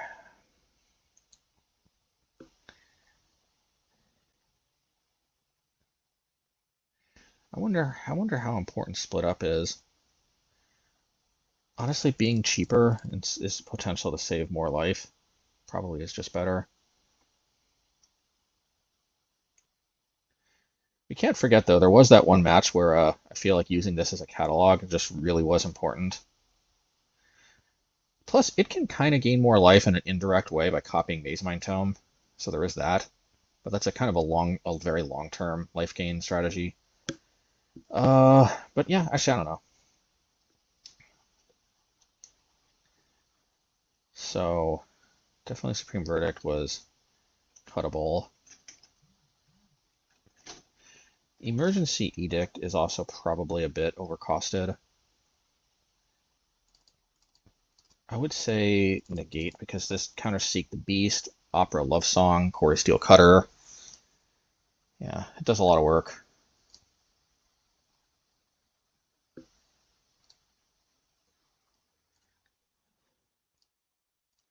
Zardai, choose you.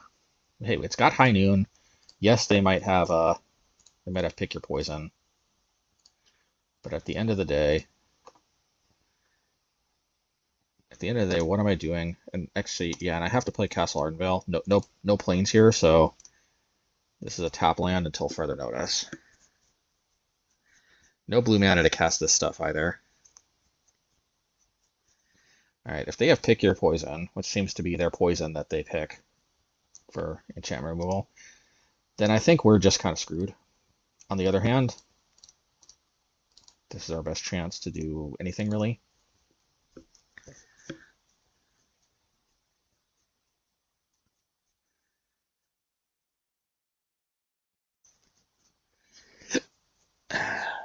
Hopefully they weren't expecting this for some reason.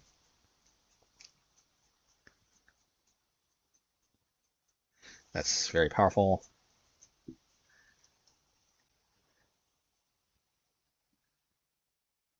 Yeah, wow, that's very powerful.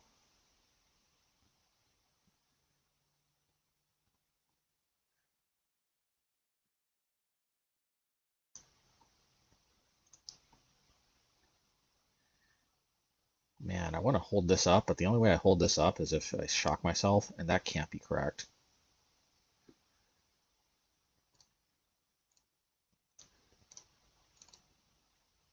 You know, I probably should have hit the Ramanap Ruins. I want to bluff though. I want, you know, you never know. Bluffing removal spell could buy me just enough time to maybe settle the wreckage, doing something.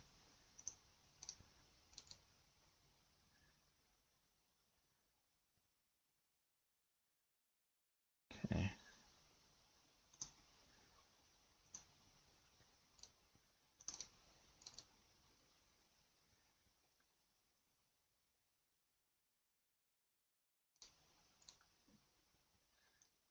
Yeah, I'd love to counter that, but unfortunately, I gotta settle the wreckage. Oh, well, hopefully they're Screaming Nemesis. Oh, why wouldn't they?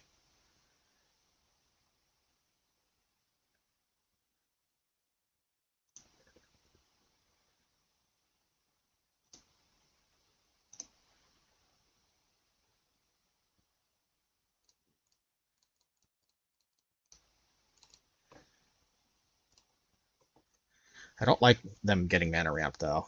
That's definitely a negative side effect.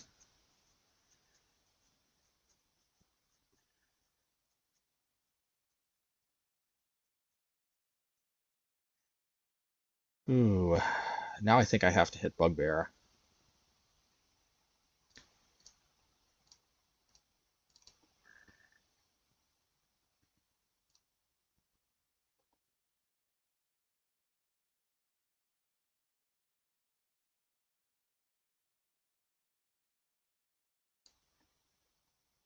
Man, I really wish this was Absorb right now, but what are you gonna do?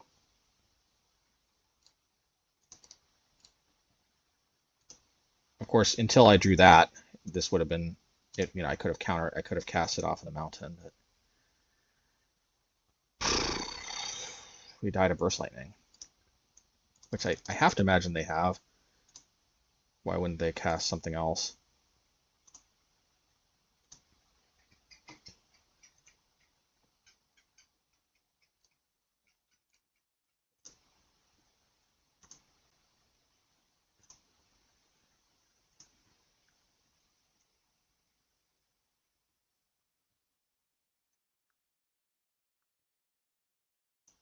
Oh, unless they have another Ramanap Ruins.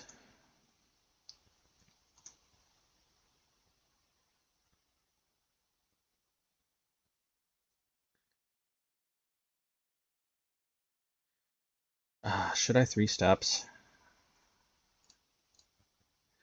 I want to draw 2, discard a card.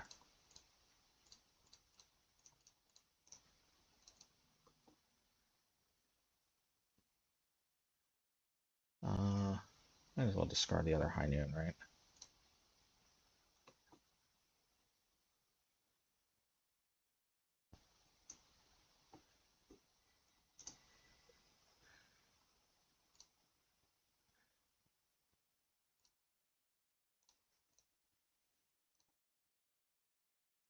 Yeah, I need to be able to hold up back-to-back negate in case they play Burst Lightning.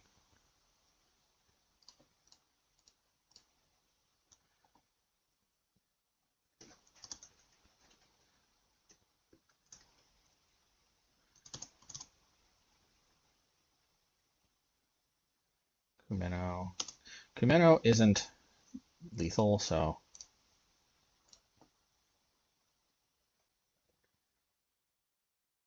I might as well be efficient. They can't cast another spell, so I don't have to worry about getting hit by a Burst Lightning.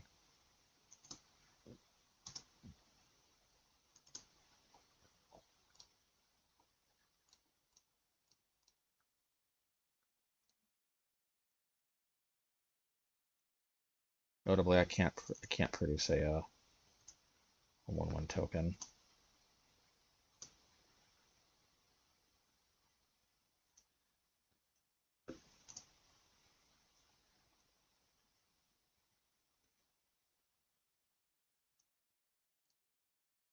There's a Burst Lightning. Obviously, they have to try for that.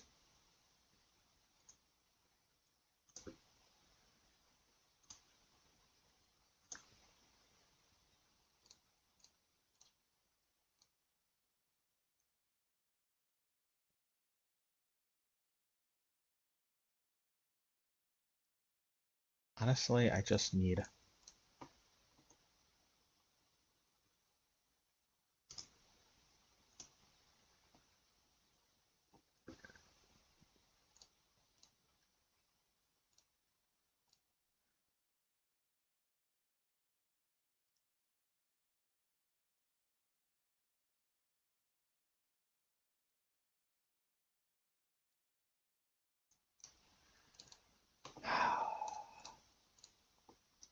I can't... Yeah. All right, let's see.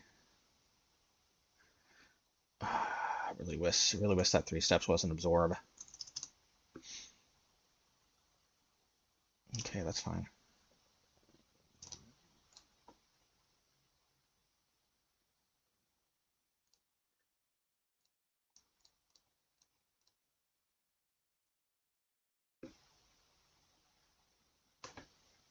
Wow, this is I guess I could always...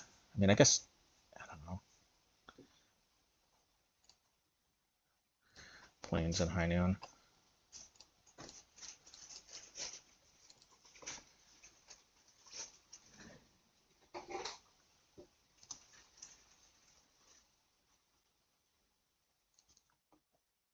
Now let's see, 1, 2, 3, 1, 2, 3, 4, 5, 6, 7. I gotta maximize my chances here. Which is better, max? Because if I do this, I have 2 negates, 3 steps. So I think I actually memory deluge.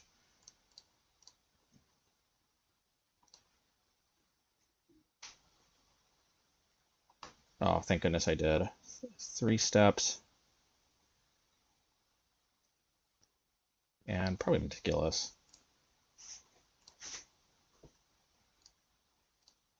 Oh, I can't because of High Noon. Okay, I forgot. Ah, darn it. Um, yeah, it is worth noting that they could have just kicked it if I had absorb. So in that matchup, I guess absorb didn't make a difference in that particular game. I mean,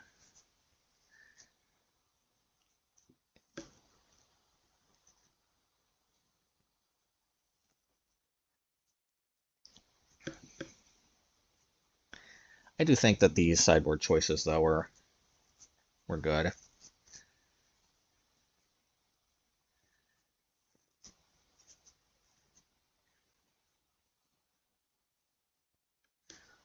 No, Mazemind was a little brutal.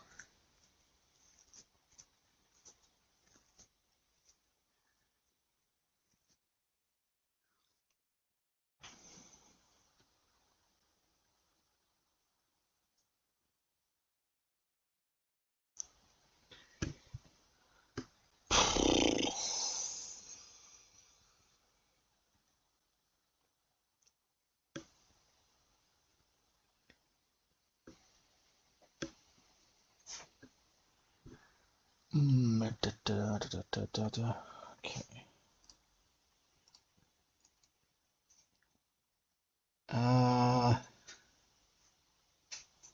Golly, no. This hand, yeah, much better. This hand actually goes somewhere, and yeah, I don't think I need two castles.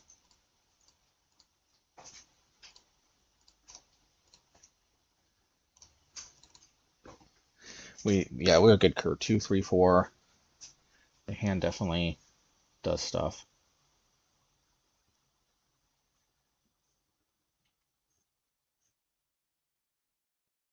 All right. I don't like just kind of exposing myself here, but on the other hand, you know, if they play a bunch of creatures, Firebrain Scheme, it's got to be. Yep. Firebrain Scheme is okay, but I actually think Mishra's Research Desk is better. For one more mana up front, you get Flashback.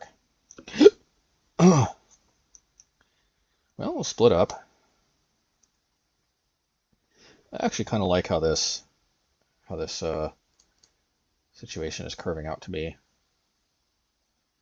I can't say no. I can't say no. Just really worried about getting overrun with lands.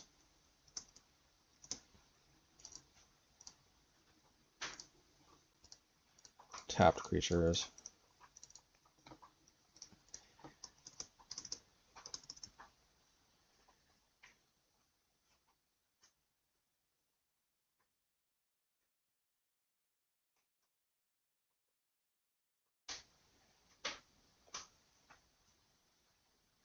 Screaming Nemesis. Ouch!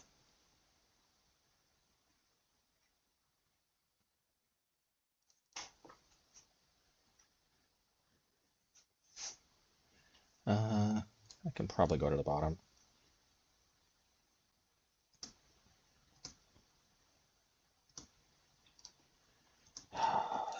Do I get lost or do I settle? I just really don't want them damaging their own creature in response because I really need to be able to get life. Oh man, this could have been such a blowout.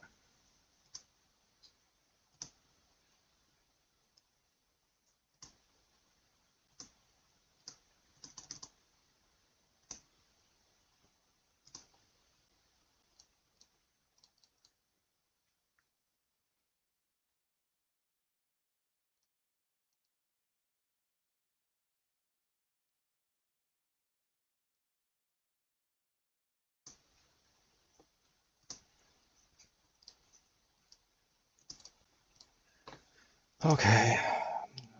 Well, I'll probably get to settle those two.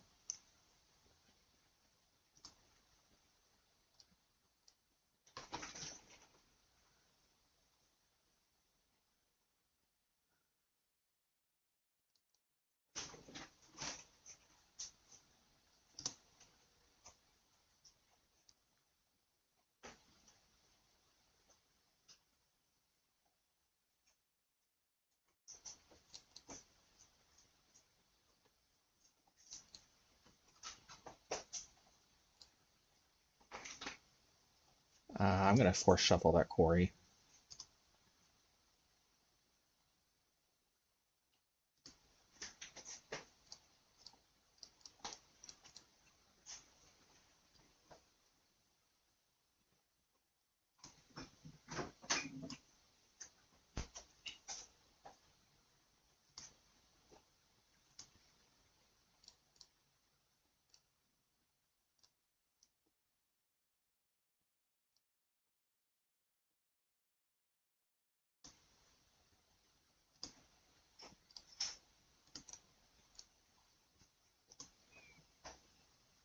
Alrighty.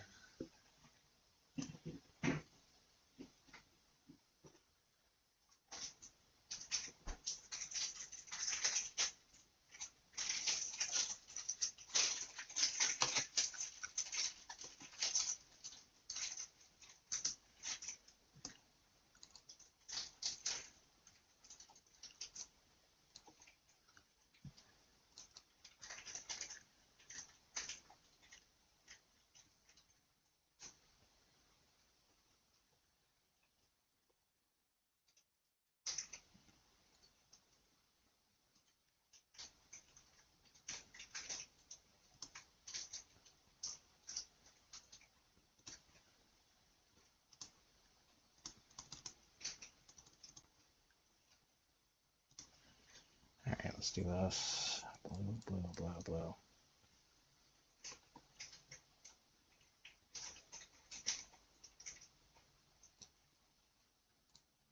Settle the wreckage and Mazemind.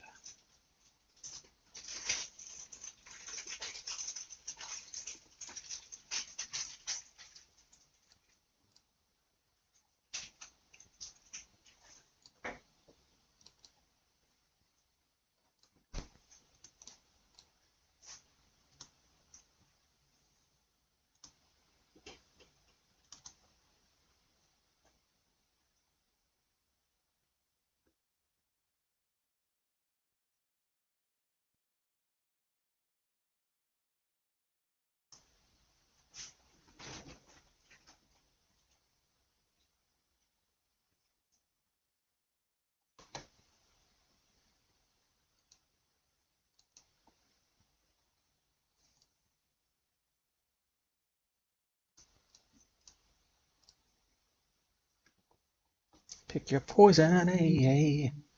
Pick your poison, USA.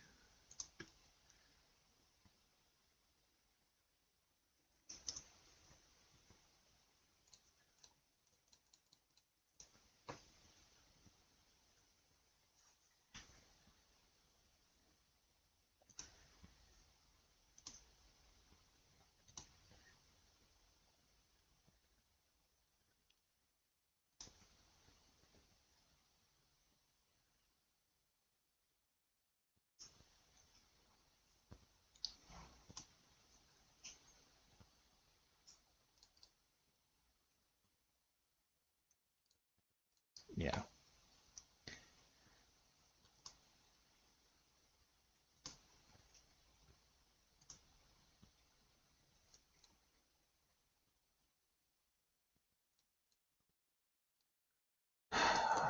Okay.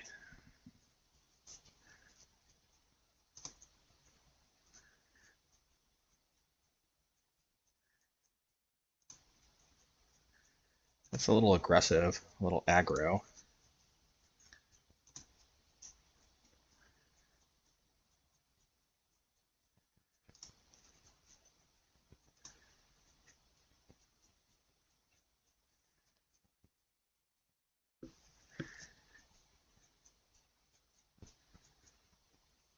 Yeah, Corey Steel Cutter. Should I counter that? The problem is I need to counter pick your poison.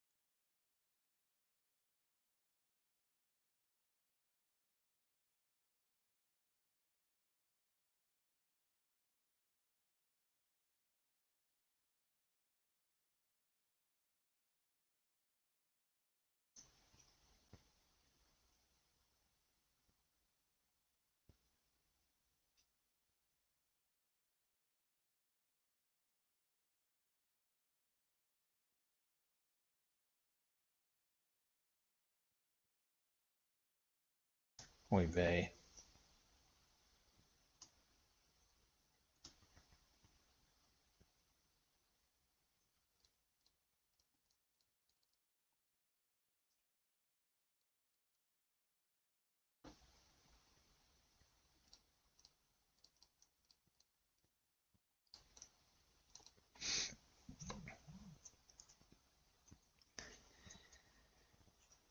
Okay.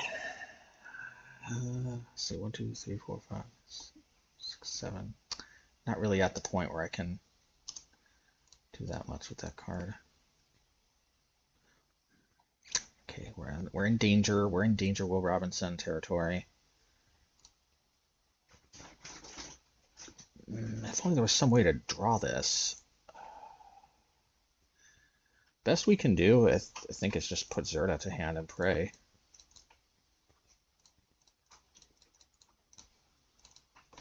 We do have 10 life, so there's that, but we're in Danger Will Robinson territory.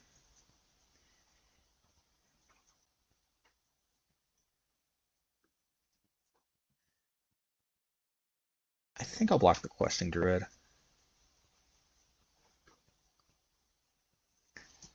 If they attack with both. Oh, never mind. Not another pick your poison. Dang it, man, I needed that.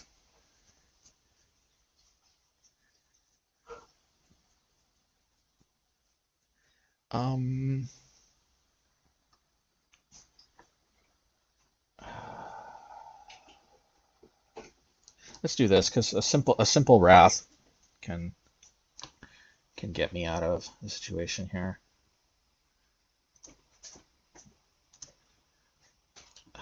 Man.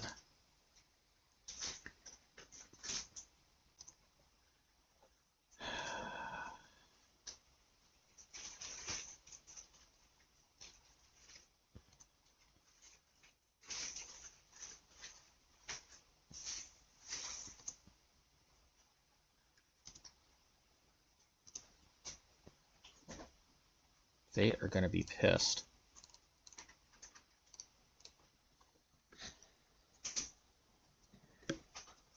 Well, I mean, I'm still the one though. That's I got to deal with the quarry, and I don't know. We'll see.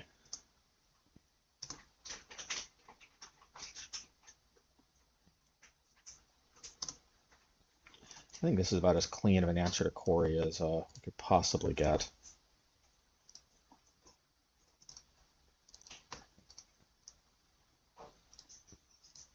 I need some kind of clock. I really do.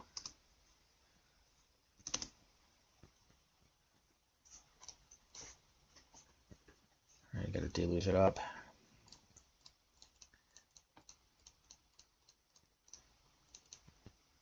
We definitely need negate.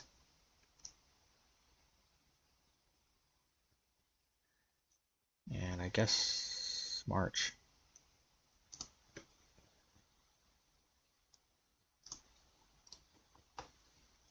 Oh, for 100% on top.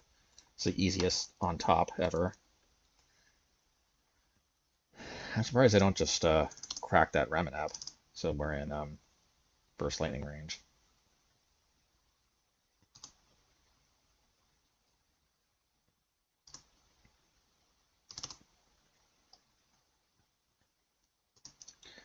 All right, easiest March ever.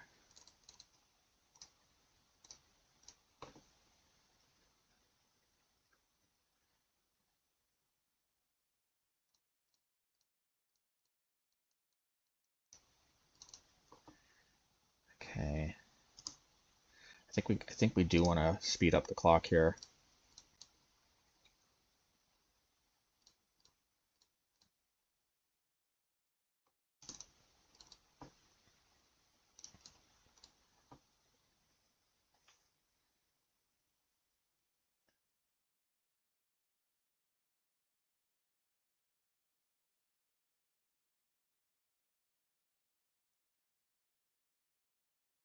Hopefully they don't draw top Reminap Ruins. Ouch. Kumeno. How about this? How about we counter target spell and create a token of an artifact we control? I kind of like that idea.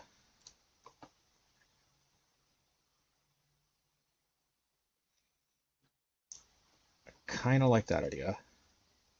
Oh, I like that. All right, now that we're so Mazemind up, honestly, I'll probably just hold back.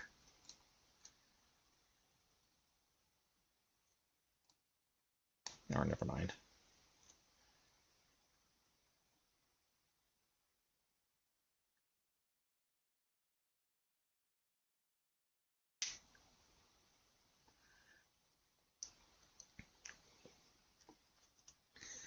Alrighty.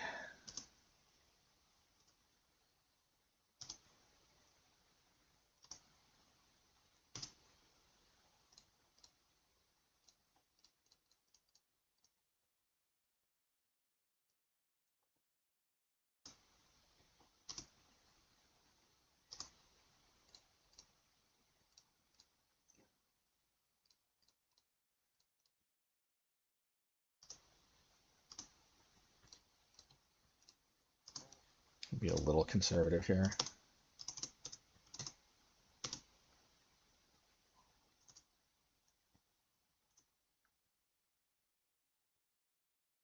I'd kind of rather not. Kind of no.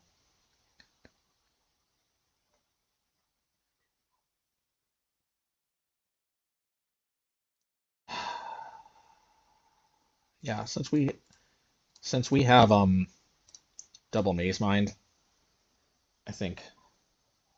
All right, they just had enough because I'm gonna go up to 12.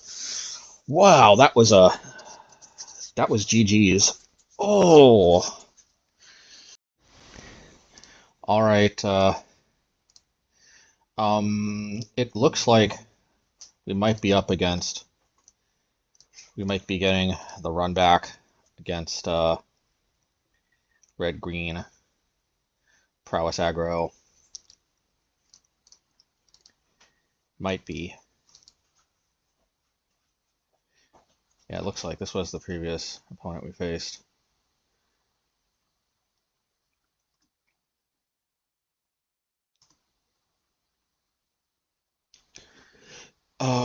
Question. Do we want to play Get Lost or do we want to Mazemind?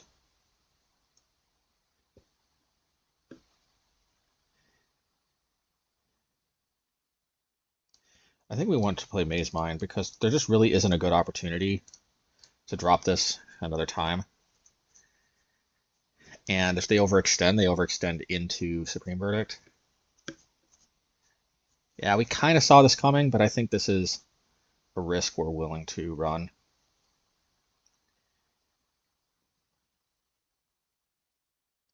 Okay.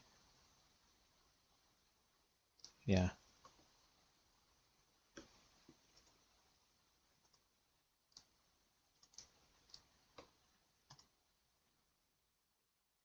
If they play something like Corey Steelcutter, probably 3 steps ahead of it.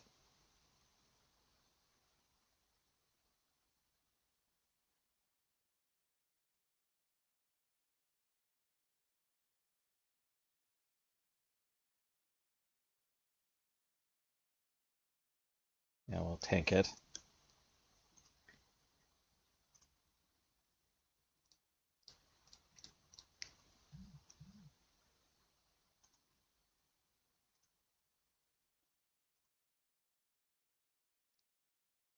Supreme victory. Perfect.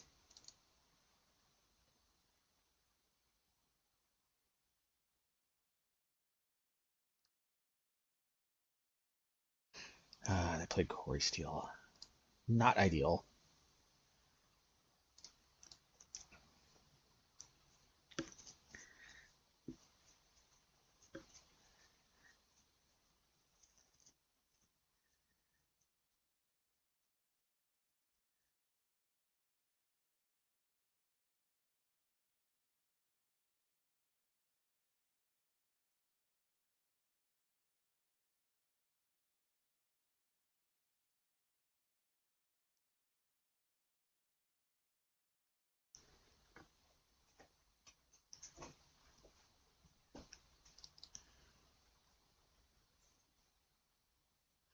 I like it, but I don't love it.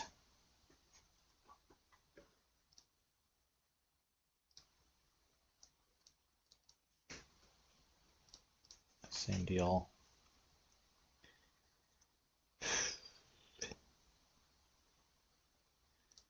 I think we split up, and I'll tell you why. Because this way we have the ability to intercept something with Get Lost. But no answer to Corey Steel, though, in the end is probably going to be GG.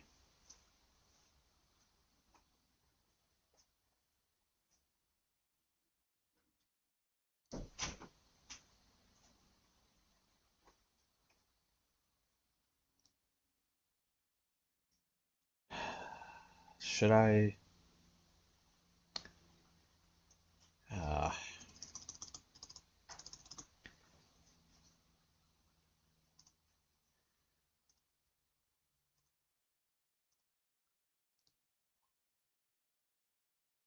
Supreme Victory. Perfect.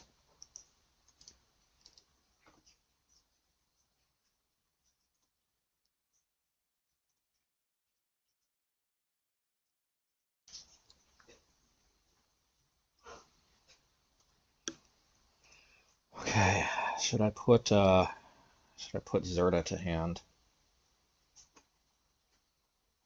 Or should I hold up 3 steps?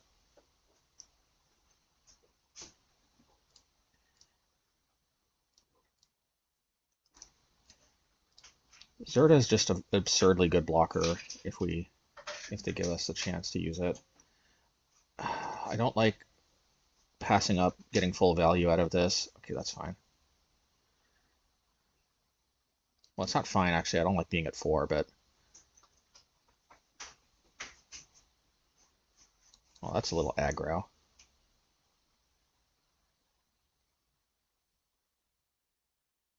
I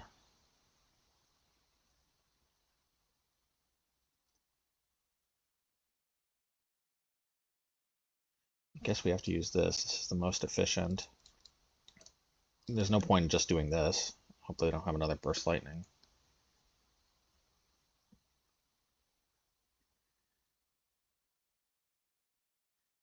Okay.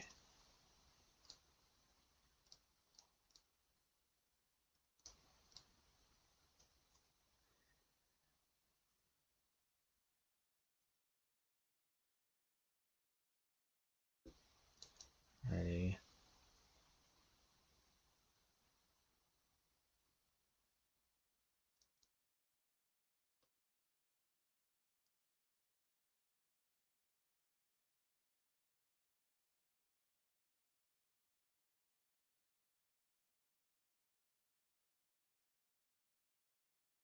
I think they got us because, man, maybe I should have. I don't know. All right, they got us this time. Actually, we were really in that. Notably, if we had absorb, we would have had enough life. But man, I'm really actually kind of thinking maybe because Casual Vantress might do the heavy lifting of sifting through the deck. This card is very cool, but just the clean efficiency of absorb might be better. Emergency eject and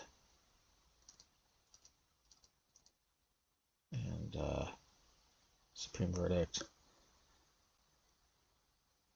and part of me wonders maybe I play Supreme Verdict instead of Get Lost. I mean, Get Lost is better at intercepting instant speeders, but they have a tendency to just dump so many creatures though.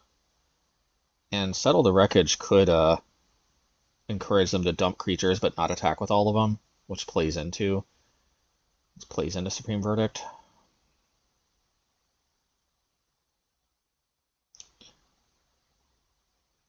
I don't really play any particular enchantments.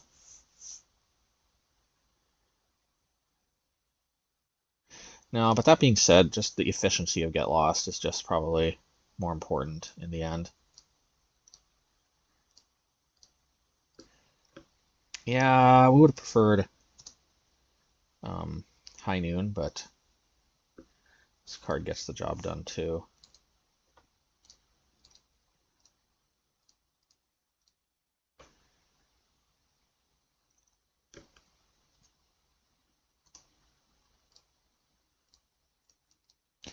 Once again, there just really isn't a lot of good opportunities to deploy this, except on turn 2. All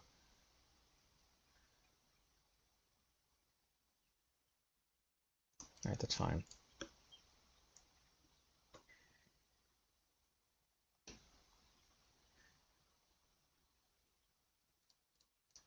Definitely want to hit land drops.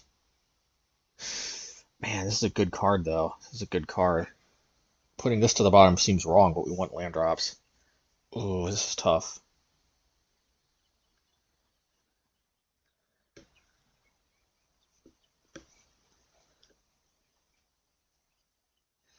This is just a clean answer to Corey. Ah, why does life have to be so difficult? No, I don't think it's actually that difficult. I think we should obviously keep it. I now if they just play pick your poison, then obviously that would suck. But this also slows them down from finding it if they don't already have it. For example, they can't play Firebrain Scheme into it.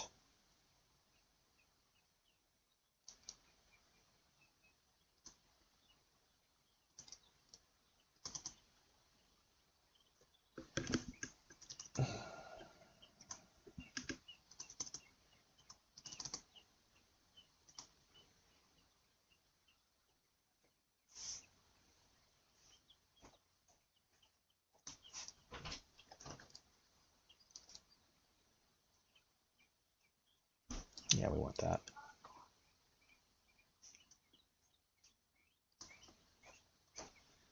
Uh,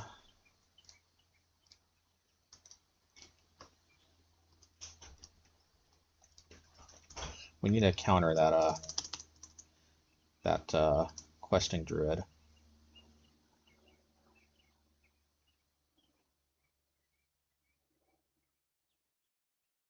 Seek the beast. Yeah, let's negate that.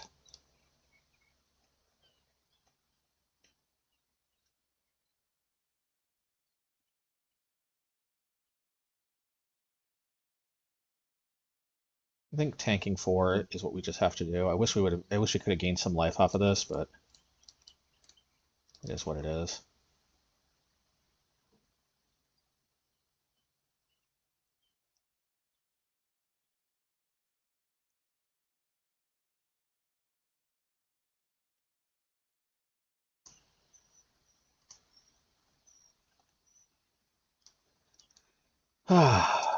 Well, hopefully they're out of pick your poisons.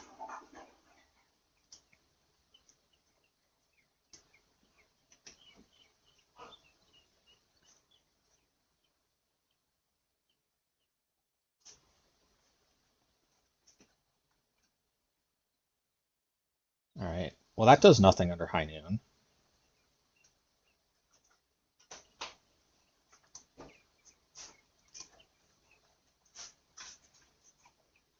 And this actually may end up being the #1 advantage of playing that other High Noon, is that it might have ended up soaking up the pick your poison for this one to stick. At least that's the hope. Can't play another spell, my friend. Okay.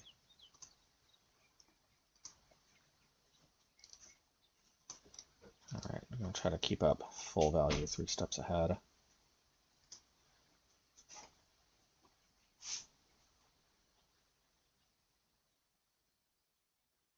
Well, they can't play both of these, so honestly, it's perfectly fine. Now, Question Druid, they might be able to play land and then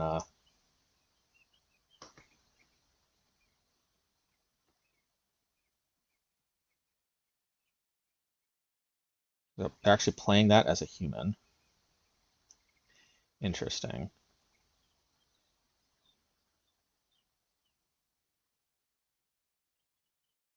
Should I counter? I think this is a memory deluge opportunity if I've ever seen one.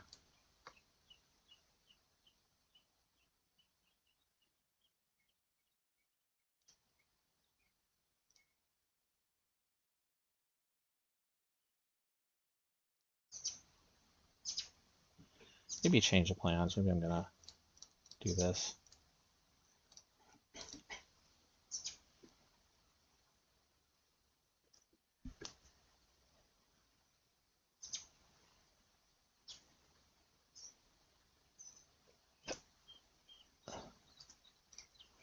I'm surprised they didn't seek the beast.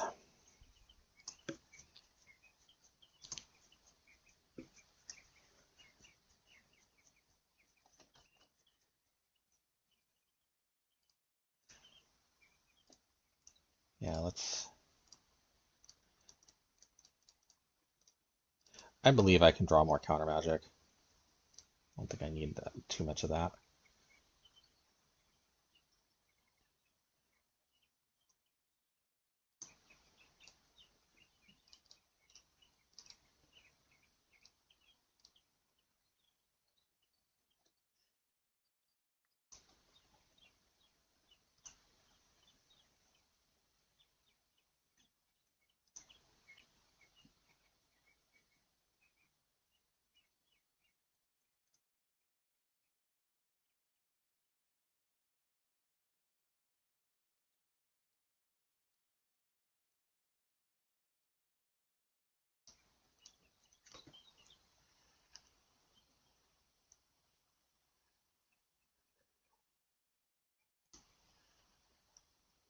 I probably should have just gotten red from this, but it is what it is.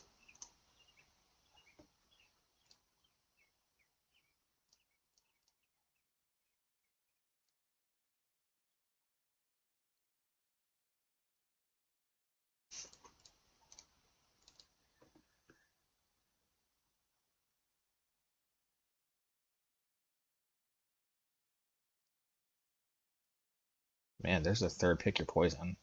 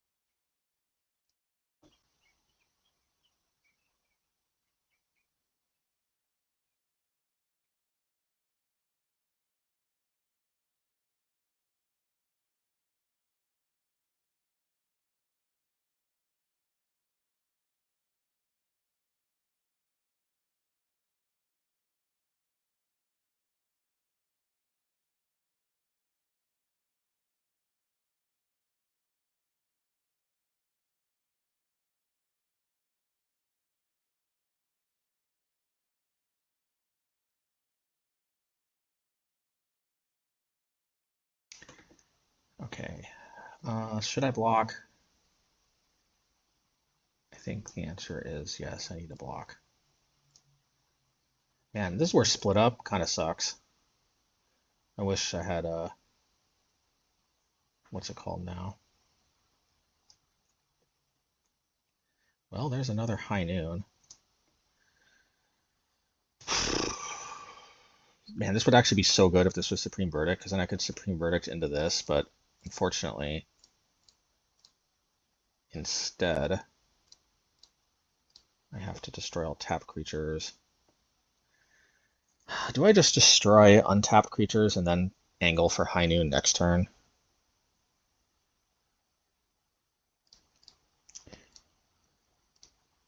Realistically, let's not say we threw the game if they go Corey on us, because realistically, getting us down to 4 in this setup, it means we're going to get Burst Lightninged. What we have to hope is they've got a land in their hand, and I don't know, maybe like one Burst Lightning and they don't draw another one. I don't know. I think this puts us in a best situation to.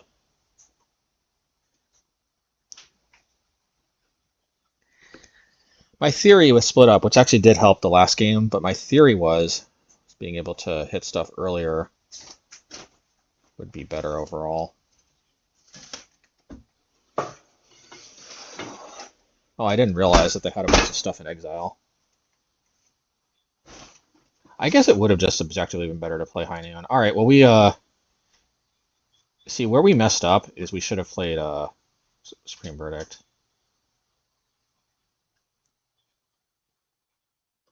I guess it's technically not over yet, unless they have Burst Lightning, which I'm sure they do.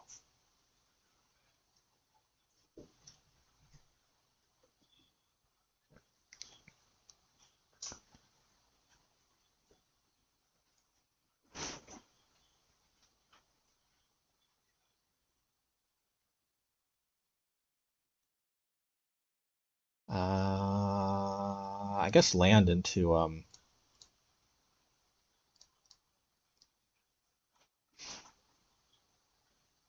land into...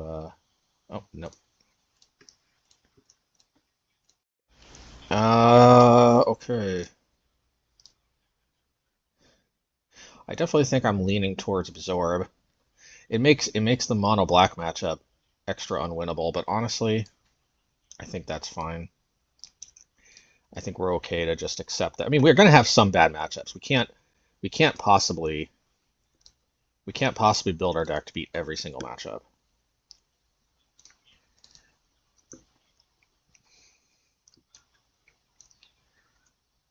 Mori the Collector. I honestly don't really know what to expect from this. I don't know. What does this mean?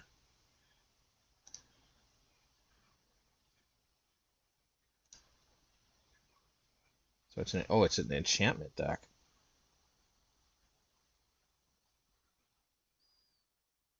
Okay.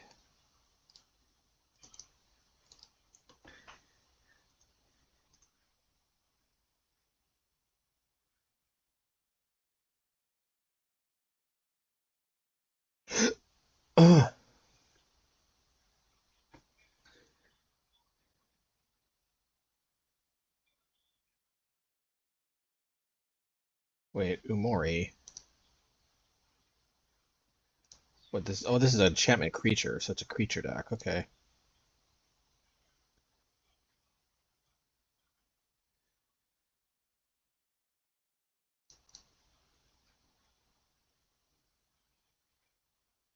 I mean, it's funny. Final Fantasy is essentially kind of like the same type of mythos as Magic anyway. So these cards like could just be generic Magic cards for the most part. Um,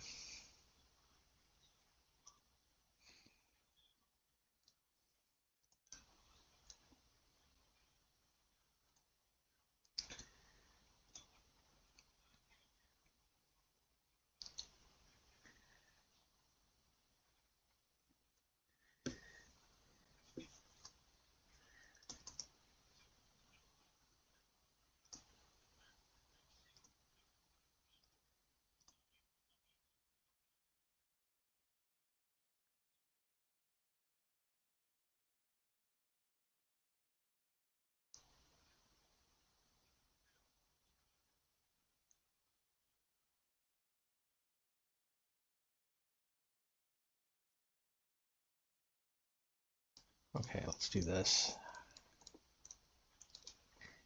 Uh, I could just hit my land drops for the rest of the game.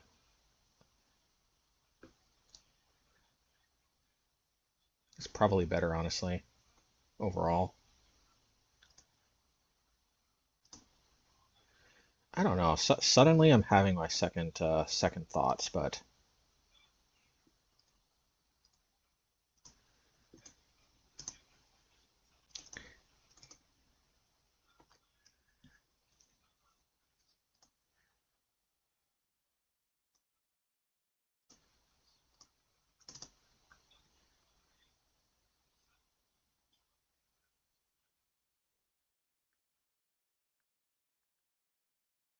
uh,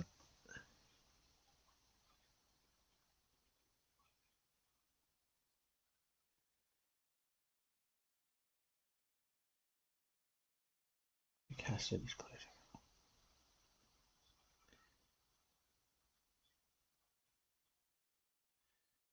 I would rather kind of not.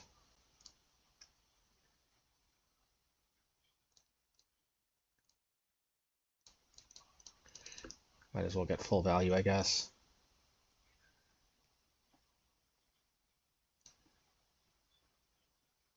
Should have discarded a planes.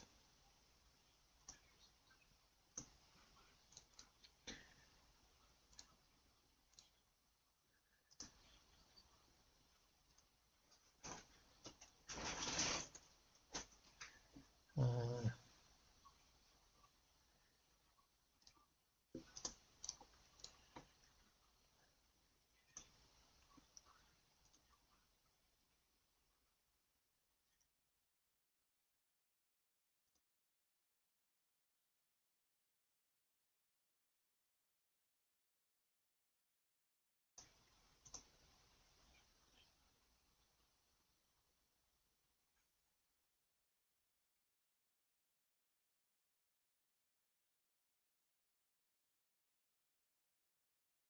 Mm,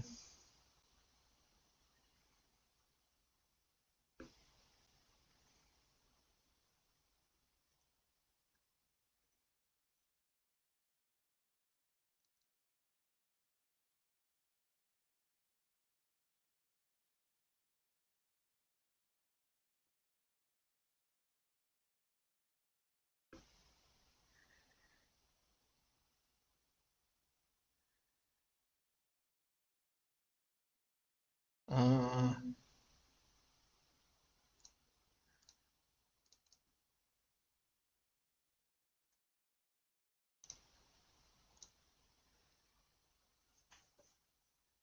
maybe I can just Supreme Verdict though.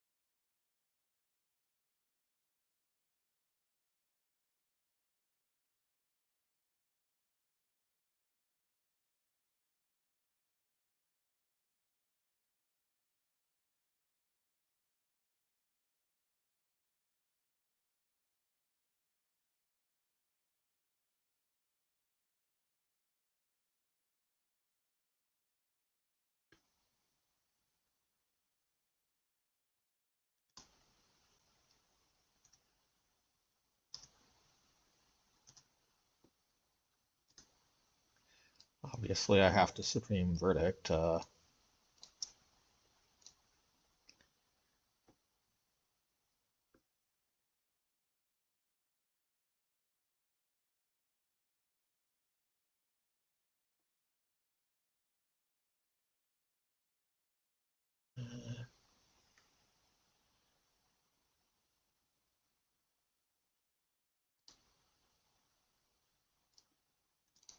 That's probably a mistake. I probably should have played 3 mana.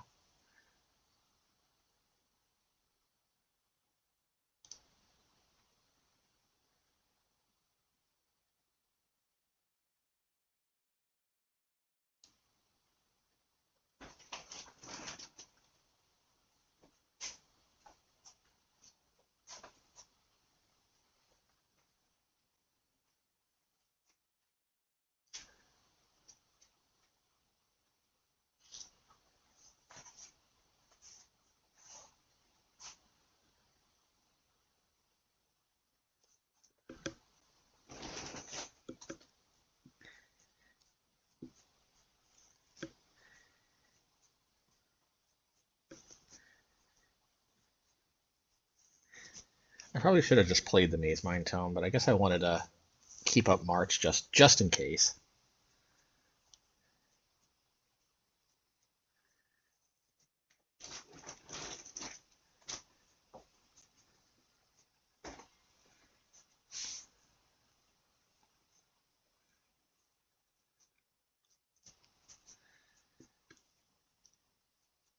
I might have to bring in the Mirax just because I well, I don't know. Unless they have a way, unless they have like blue mana plus Thassa's Oracle, we might just be able to whittle the storm. And if they ever get to the point where they gain this much life, maybe we'll see. But I also just don't see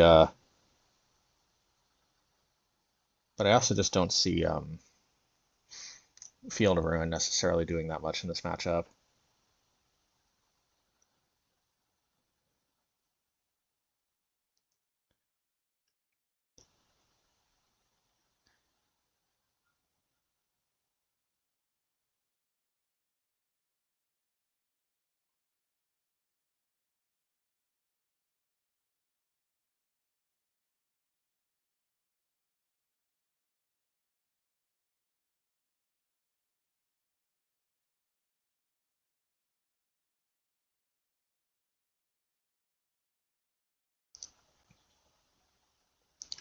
Lord of the Rings isn't. I thought Prosperous Innkeeper is from Lord of the Rings.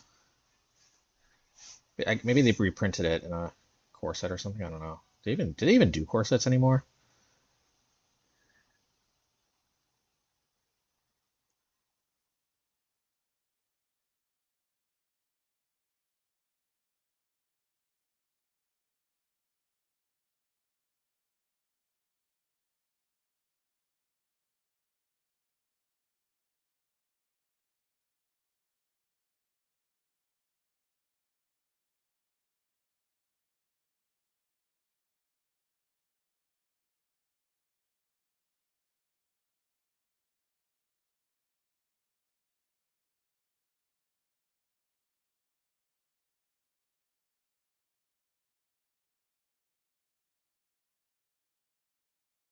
They're coming close to just milling themselves out.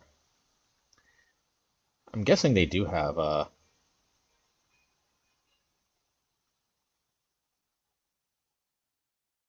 Thassa's Oracle.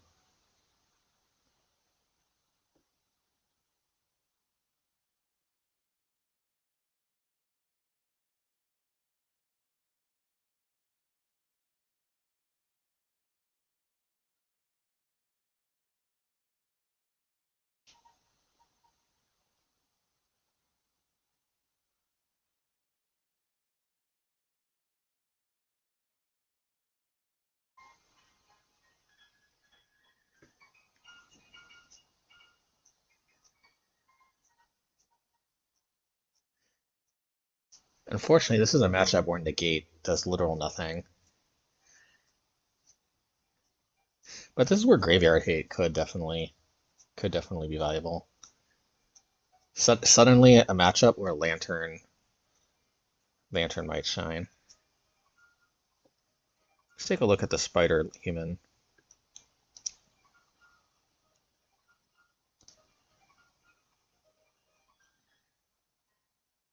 Yeah, it doesn't target, so you kind of need a mass graveyard wipe.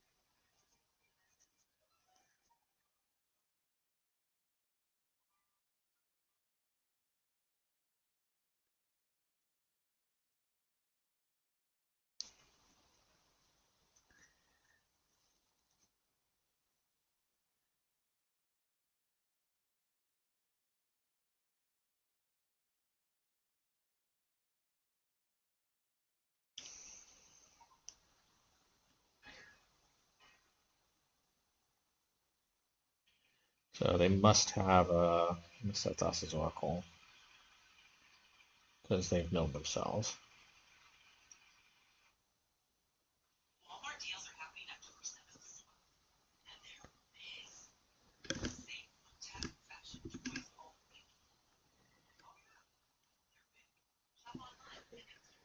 I wonder if I just hold up counter magic for the and counter the Thassa's Oracle.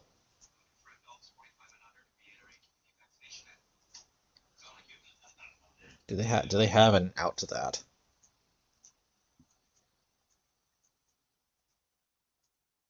Wait a minute. Don't they just kill themselves? Like draw a card then discard a card? Like what the? Oh, okay.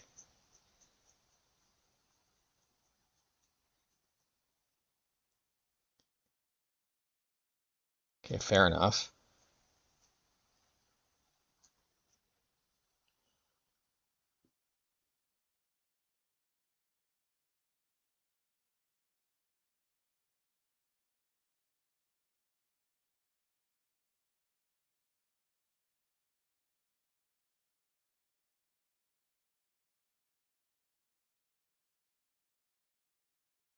I kind of don't like the way Thassa's Oracle just kind of made all combo reduced to just trying to mill yourself. And there's really, unfortunately, I can't stop it because it says X is greater than or equal to. I wonder if the combo is any way around High Noon.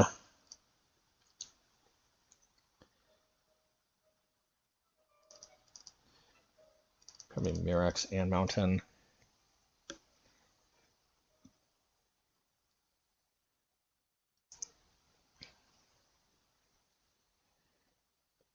I mean, they'll certainly have to wait a turn, which actually is a problem because they can't both go off. And I don't know. I'm probably missing something, but I think High Noon is probably good. I don't. Their deck doesn't look like it's trying to rush me.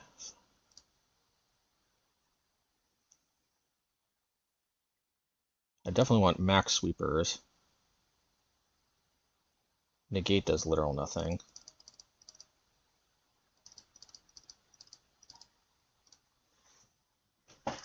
I guess I'll hedge a little bit against Mana Screw.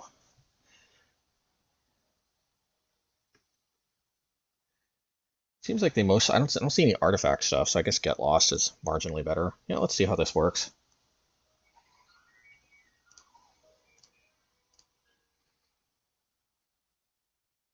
This hand seems like a recipe to.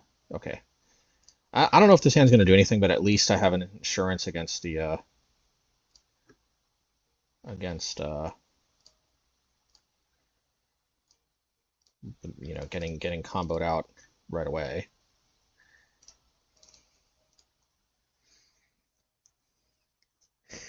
This might be honestly a matchup where. Okay, so I guess they just ditched the Amori plan. Yeah, I guess why did I assume that they had to keep Umari? They just obviously bring in stuff. It's got to be High Noon, right? Yeah, okay. I like this.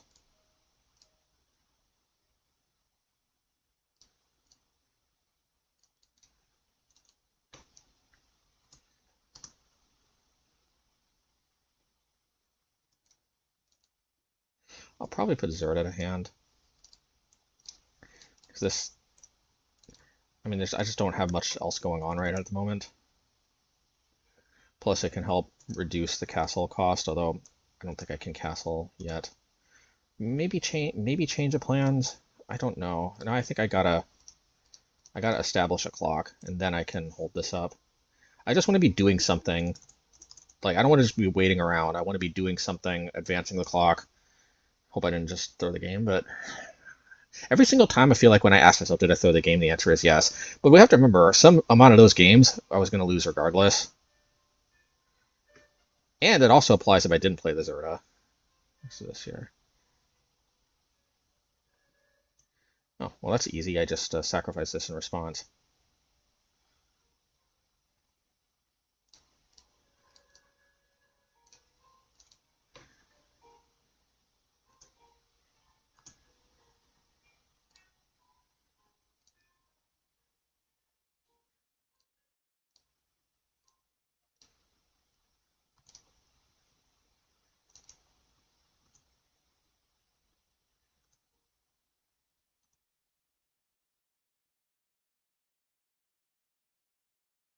Stitcher, supplier, that's fine.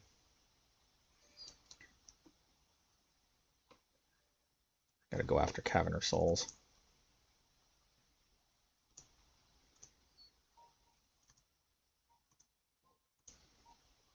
I'm surprised this isn't a spider human citizen.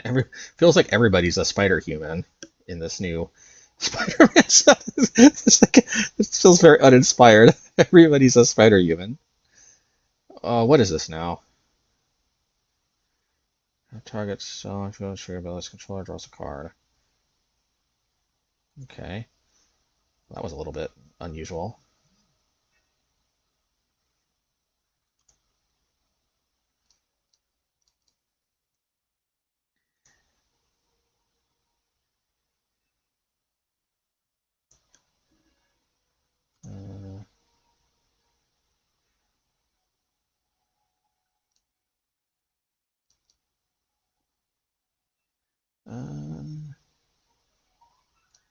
Uh, Graveyard.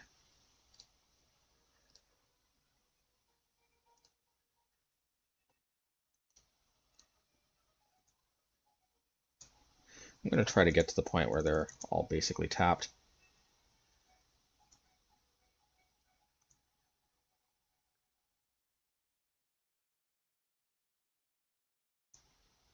Hope I'm not missing something here, but this seems like an obvious block.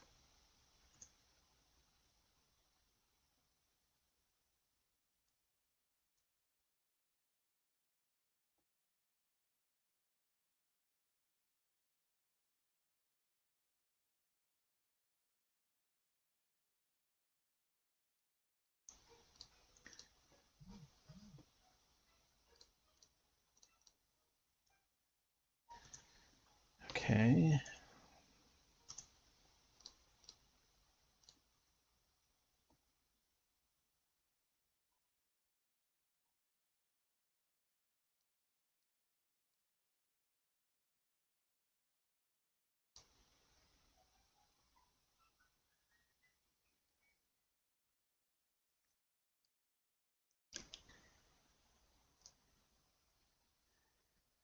Card on top.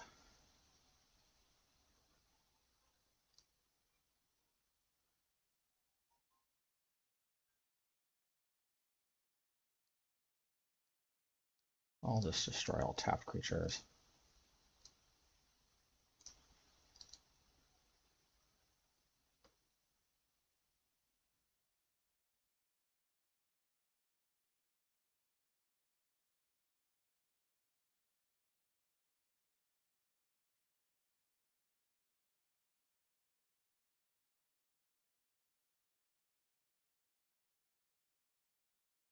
Oh, okay.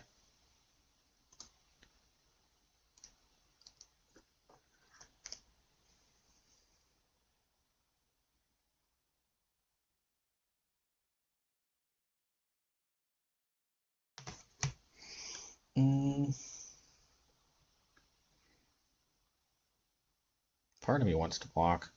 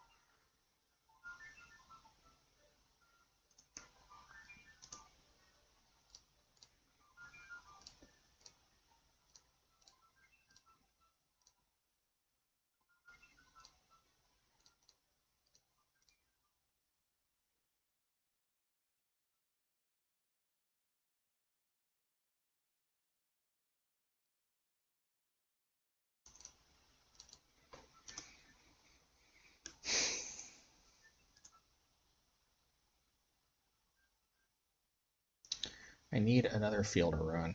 Yeah, I totally did not see Cavern of Souls, and it's a good thing I...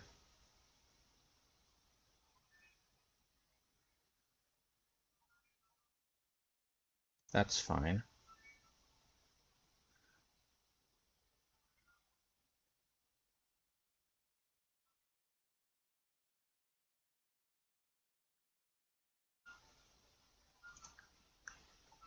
But they don't have any combo creatures yet, do they?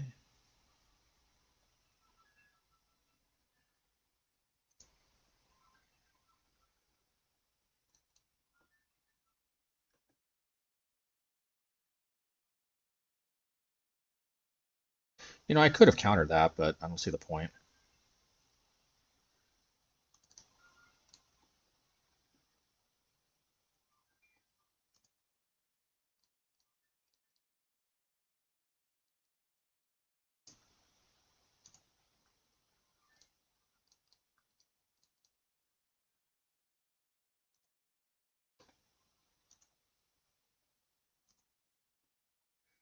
Um,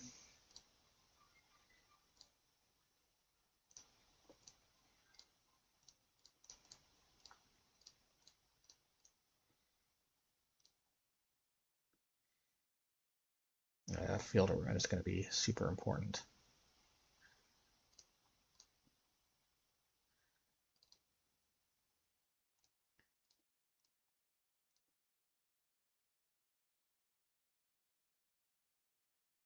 Okay, I need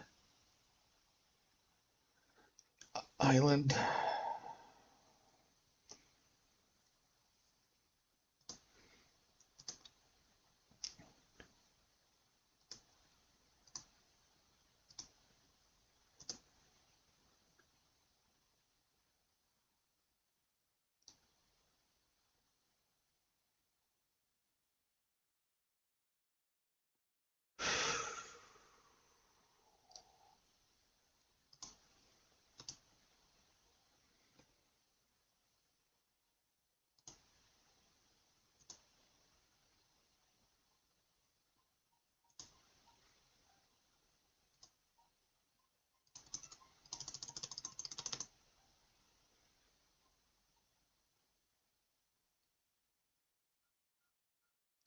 Kind of, I would rather not.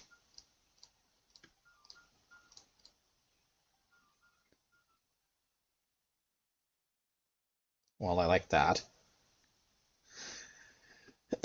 And I think I like the way this I think I like this spread out here.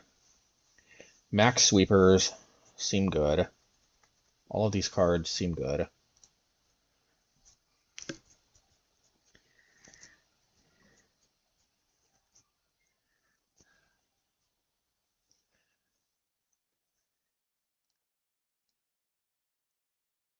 This hand sucks.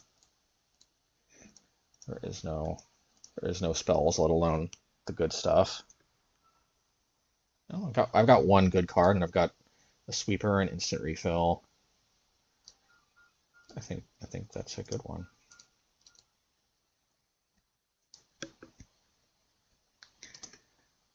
It's Meticulous Archive so that all our other stuff comes into play untapped.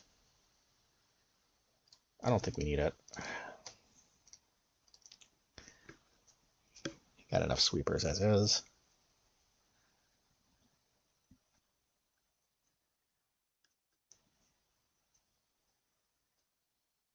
Oh, this is a job for High Noon.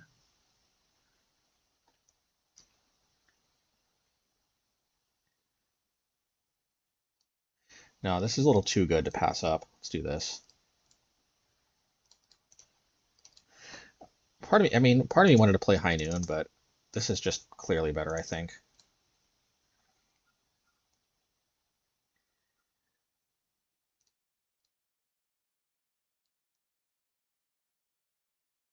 All right, Town Greeter.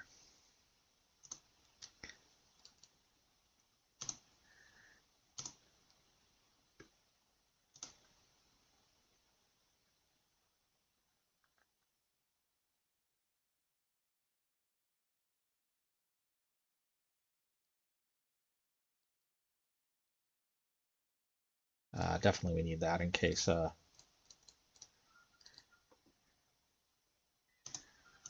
right.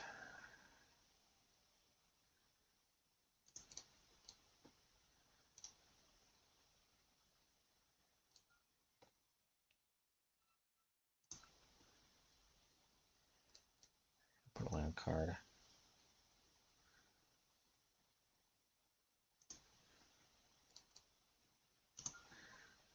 Probably Memory Deluge.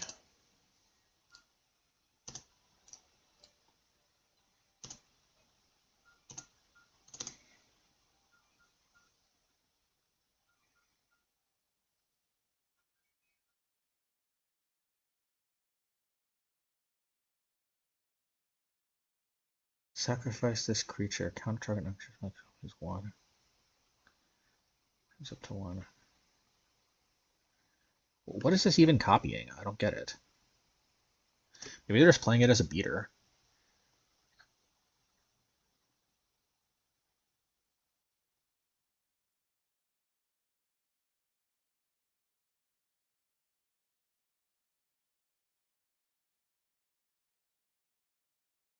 Alright, that's fine.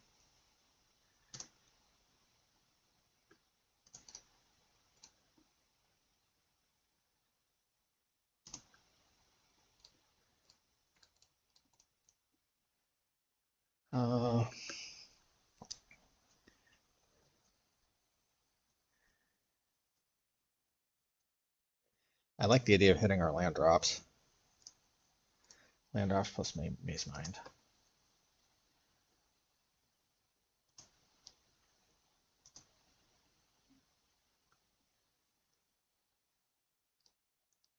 Now, question.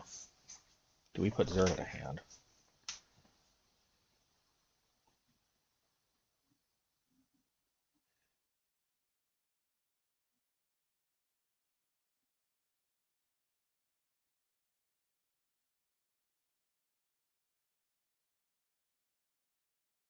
I think we just go for this. I don't want to die.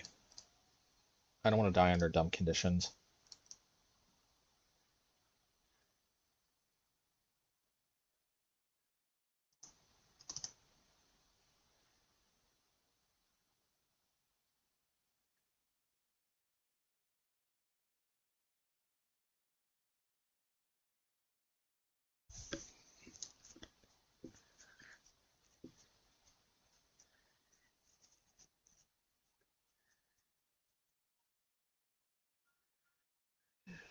Non-creature spells you control can't be countered.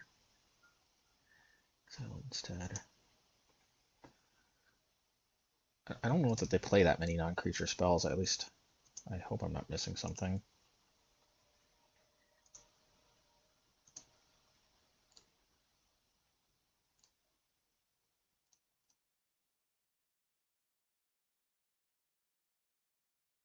Should I put Zerd at a hand?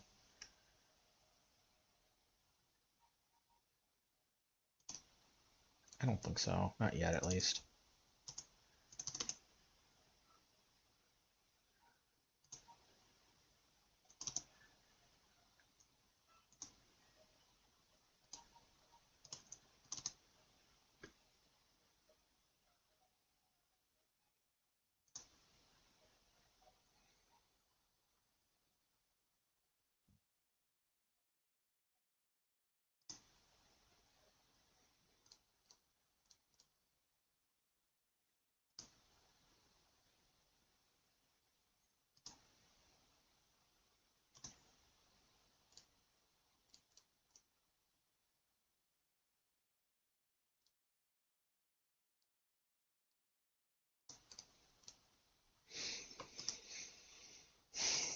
Alrighty.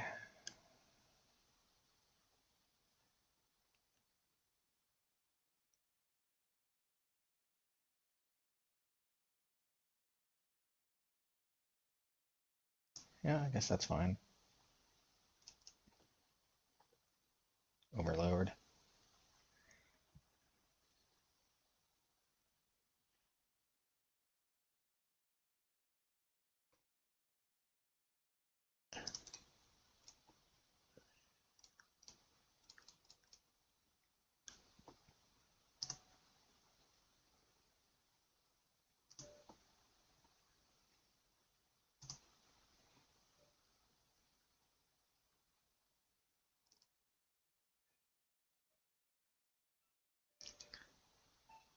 I'll probably settle the wreckage just because it's a little safer, I think. It's also just a little more mana efficient. No, actually, I shouldn't have had them draw a card.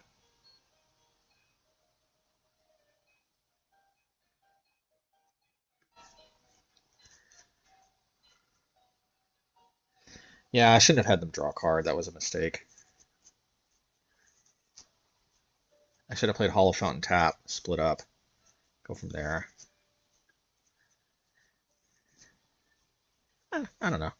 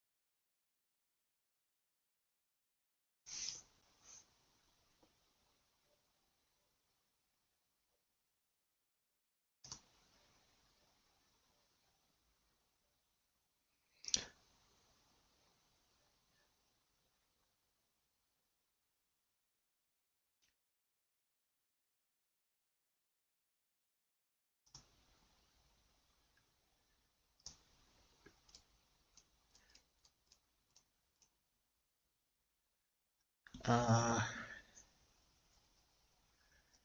think Supreme Verdict and 3 steps ahead. Bottom.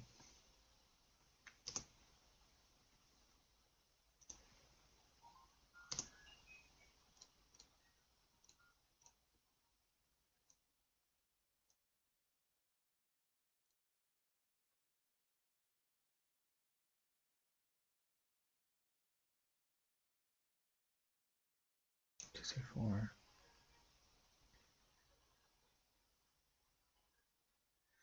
They can't play 2 Cavern or Soul, so I can either counter the Mind Bitten or the other card. Let me think here.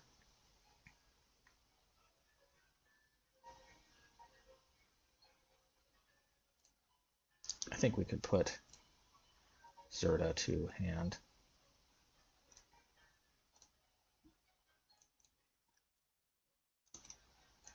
Notably, if this was Absorb, we would have had to have held up all colored mana. Just something to keep in mind.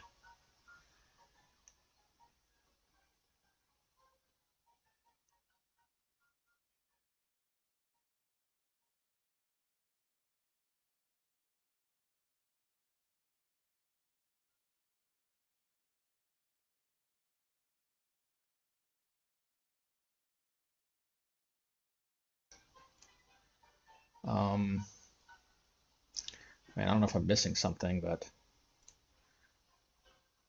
I guess now is as good a time as ever to do that.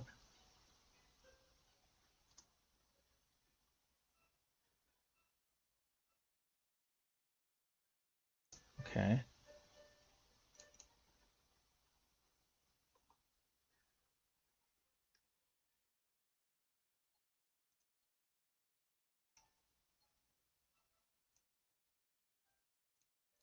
Okay.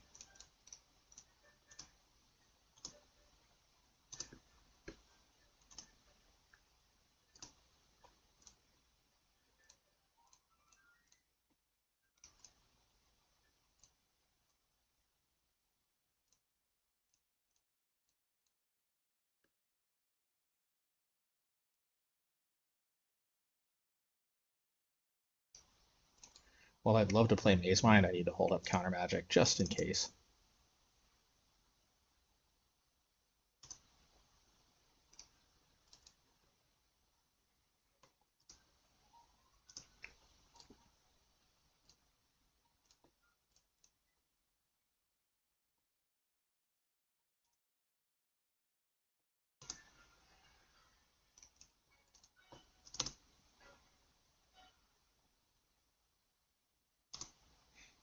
Yeah, I probably should have attacked first, but whatever.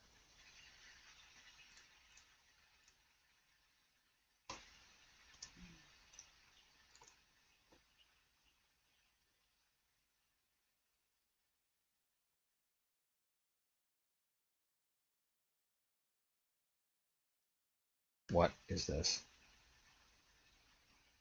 Fine. Meticulous archive. Let's do it. I think that can go to the bottom.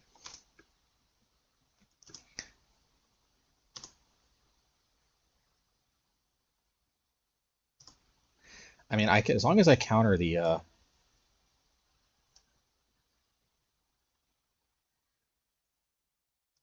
although they might have Cavernous Souls.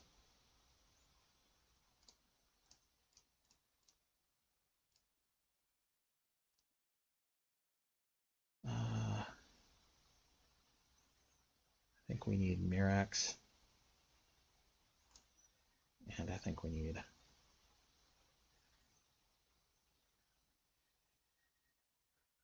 High Noon.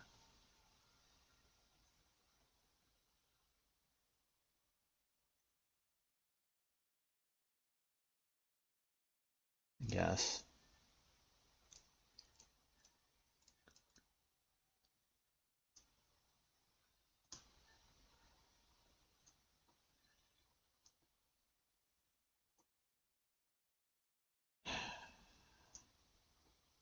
Now I kind of wish I had a.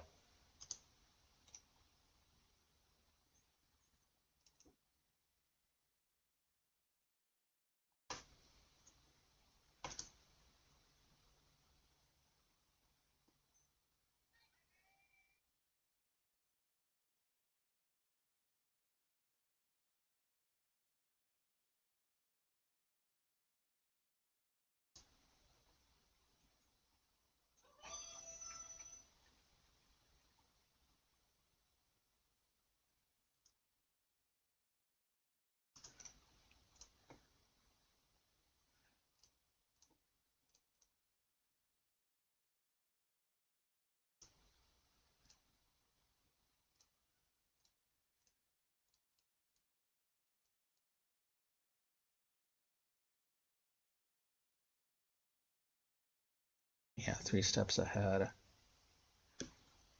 I guess Mazemind Tome. Oh, let's just hit our land drops.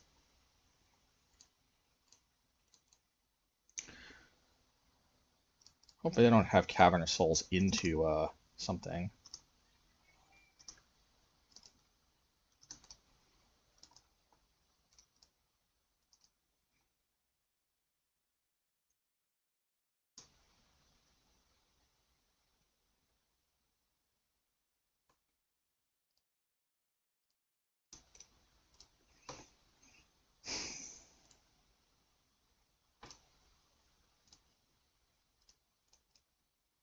I don't even know what I'm looking for here.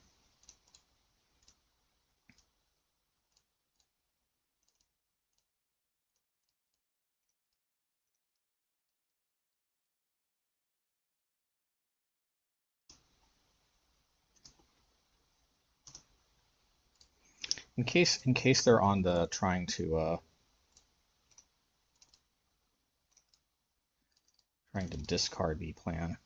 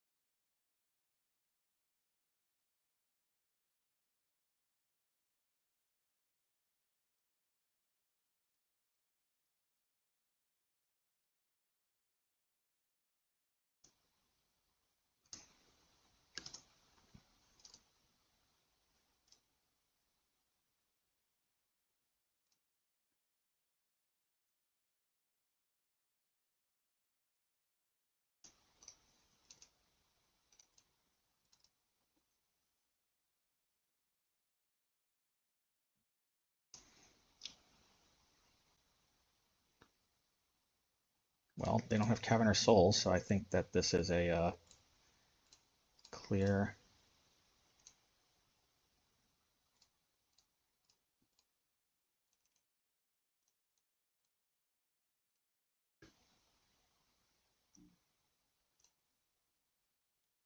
Well, we did it. Oh man, I was so worried they had Cavern of Souls. If they had Cavern of Souls into that, then there was really not much we could do. But oh man. Oh, what a game! What a game! Oh, oh. All right, post league wrap up. I think I think the main takeaway is I'm inclined to think Absorb is probably going to be better than Three Steps Ahead. The only thing is, it is nice that Three Steps Ahead can also be a card advantage engine of sorts, or just a card advantage card rather. I guess sort of an engine if it copies Mazemind, but I just feel like most of the time, and it is kind of cool that you can fire it off as a catalog, which did come up once this league.